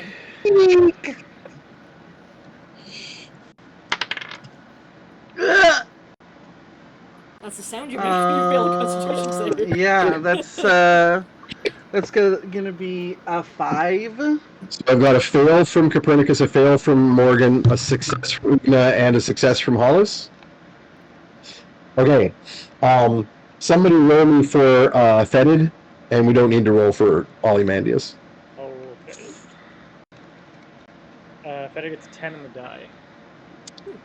I might give him advantage on this, although I think Fetid's bonus... Yeah, his Constitution bonus isn't great, but I'm going to give him advantage on this roll. For the Stink Master. Yeah. 11 on the die for the second roll. Still not going to do it. Okay. So Fetid is effective as well. And all of you who kept that scent and failed that roll have the poisoned condition for the next round, Oh no. which means disadvantage on all rolls. As a huge form rises out of the rocks, and what appeared to be a jagged boulder becomes a huge demon that was sheltering or blocking the view of a group of Derogar patrol who immediately shout upon seeing you. And that is where we're going to pick up next game. Ooh boy. Eh. Good bet. And you recognize Copernicus, Ahezru, a large fiend That's bad. demon. Contrary Okay. to popular opinion, dwarves of the stone skill lines are not, in point of fact, constitutionally capable of shitting bricks. But I have just done that. And that's it for this game. Eh. Howard, I don't know what your schedule is like. You'd be welcome to join us for another session. Depends on Well, what the I- next section is. I will be Yeah. at the WXR event in the latter half of September. I think after about September 16th, I vanish. Next session will be before then. So, I, We will I would- should be able to squeeze figure it out a in. day. Yeah. yeah, I think the plan right now for next session is the first full week of September or the second, depending on Peter's move and a few other things as to how that timing works out. But we'll come back to that. We'll figure it out. Lane, roll So- me a D10. actually. I do have a conflict on the 12th. Is today Thursday? Is that Yeah. when we do this? We've been doing Tuesdays lately. We just couldn't do it this week, so we did Thursday. Tuesdays? Yeah, it would likely be the 3rd or the 10th would be the next game. What am I rolling in? My calendar D10. says those days are empty, but I shall have words with Sandra and see if my calendar is As empty as you think. is lying to me. What am I rolling in? 1d10. D10. Yep. I have rolled a 7. That is MLIS Revenge. MIS Revenge, you are going to be receiving artwork from our illustrious artists. And I just want to remind the audience, of course, that subscribers are always entered into the art draw every game. So please do feel free to subscribe if you haven't already. I know Twitch is changing the rules, so hopefully it doesn't screw anybody up too bad. Yeah. But it is out of our control. Yeah, has anyone have anything to shout out?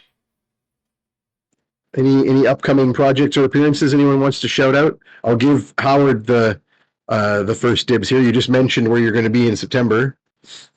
I'm going to be on the at the WXR retreat, which is sold out on a cruise ship that's going to Mexico. So shouting it out would just be a humble brag that makes everybody feel bad that they can't come along. So I'm not going to do that.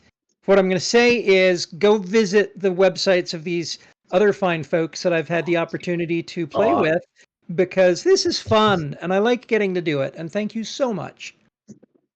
It's always a delight. Thank you for guesting. We come back to the Dwarven Amazing. Lands. Hell yeah, better. Yeah. Anybody else want to shout something out while we're wrapping up the stream? Raven and I. Oh, go ahead, Peter. No, you got it. You got it. I was gonna say Raven and I will be at the Museum of Vancouver on August 30th, doing the launch party for Indiginerds. So if you happen to be in the Greater Vancouver area, come on by. It is unfortunately $12, but that is the admission to the museum. So if you come early, you can spend all day in the museum if you want, and then just hang out afterwards for our meet and greet with myself, Raven, and Jordana George, who's one of our other contributors to the book. And then will be copies for sale. I think they're gonna serve like treats or something. I gotta ask if I need to bring Bannock or whatever. But yeah, it's gonna be a real swanky little night. So hopefully see you there. Cool. And Peter? I've got a live stream that I'm doing tomorrow for the Story Engine deck. We're going to be unveiling the final form of the Lore Masters deck. We've shown off the print sample, the digital print sample, but we finally have the actual deck that we're going to be shipping to people in a couple of months. So we're going to do that's awesome. an unveiling, and then we're also going to do some live lore creation where the chat votes on which prompts to use. So it's always a lot of fun, and you can find that at Story Engine Deck on YouTube or Facebook is where we'll be streaming live. And I should probably mention that Alina and I will be at PAX as well next weekend. Alina won't be there on Friday the 30th because that's when the Indiginerds launch is. But you can get WereGeek merch at the Nomnivore booth that I will be working at for the weekend. And hopefully Alina might do some panels or something. We don't know. It's a last minute kind of deal. But if not, I'll be at least taking some time to wander around and see the sites because it's been at least 10 years since I've been to a PAX. Yeah, if you're there, come say hi. And of course, as always, check out Questionable Content and Something Positive and Popeye, and check out everybody's websites, schlockmercenary.com and Two Spirit Trickster and WereGeek, Story Engine. And join the Discord. We always have a bunch of really cute art updated there often by us and by people in our wonderful community. I just posted to my TikTok as well a pimp named Slickback animation of Morgan. It's so good. Sliding around the battlefild. That is worth signing up to the Discord for. It's really I was so weirded. I was weirded by the animation, and then I played it with the sound, and I was like, oh. Yes. So good. Hey, y'all. Thank you so much for coming. Hooray. Thank you, audience. We'll see you next time, chat. Bye. Bye.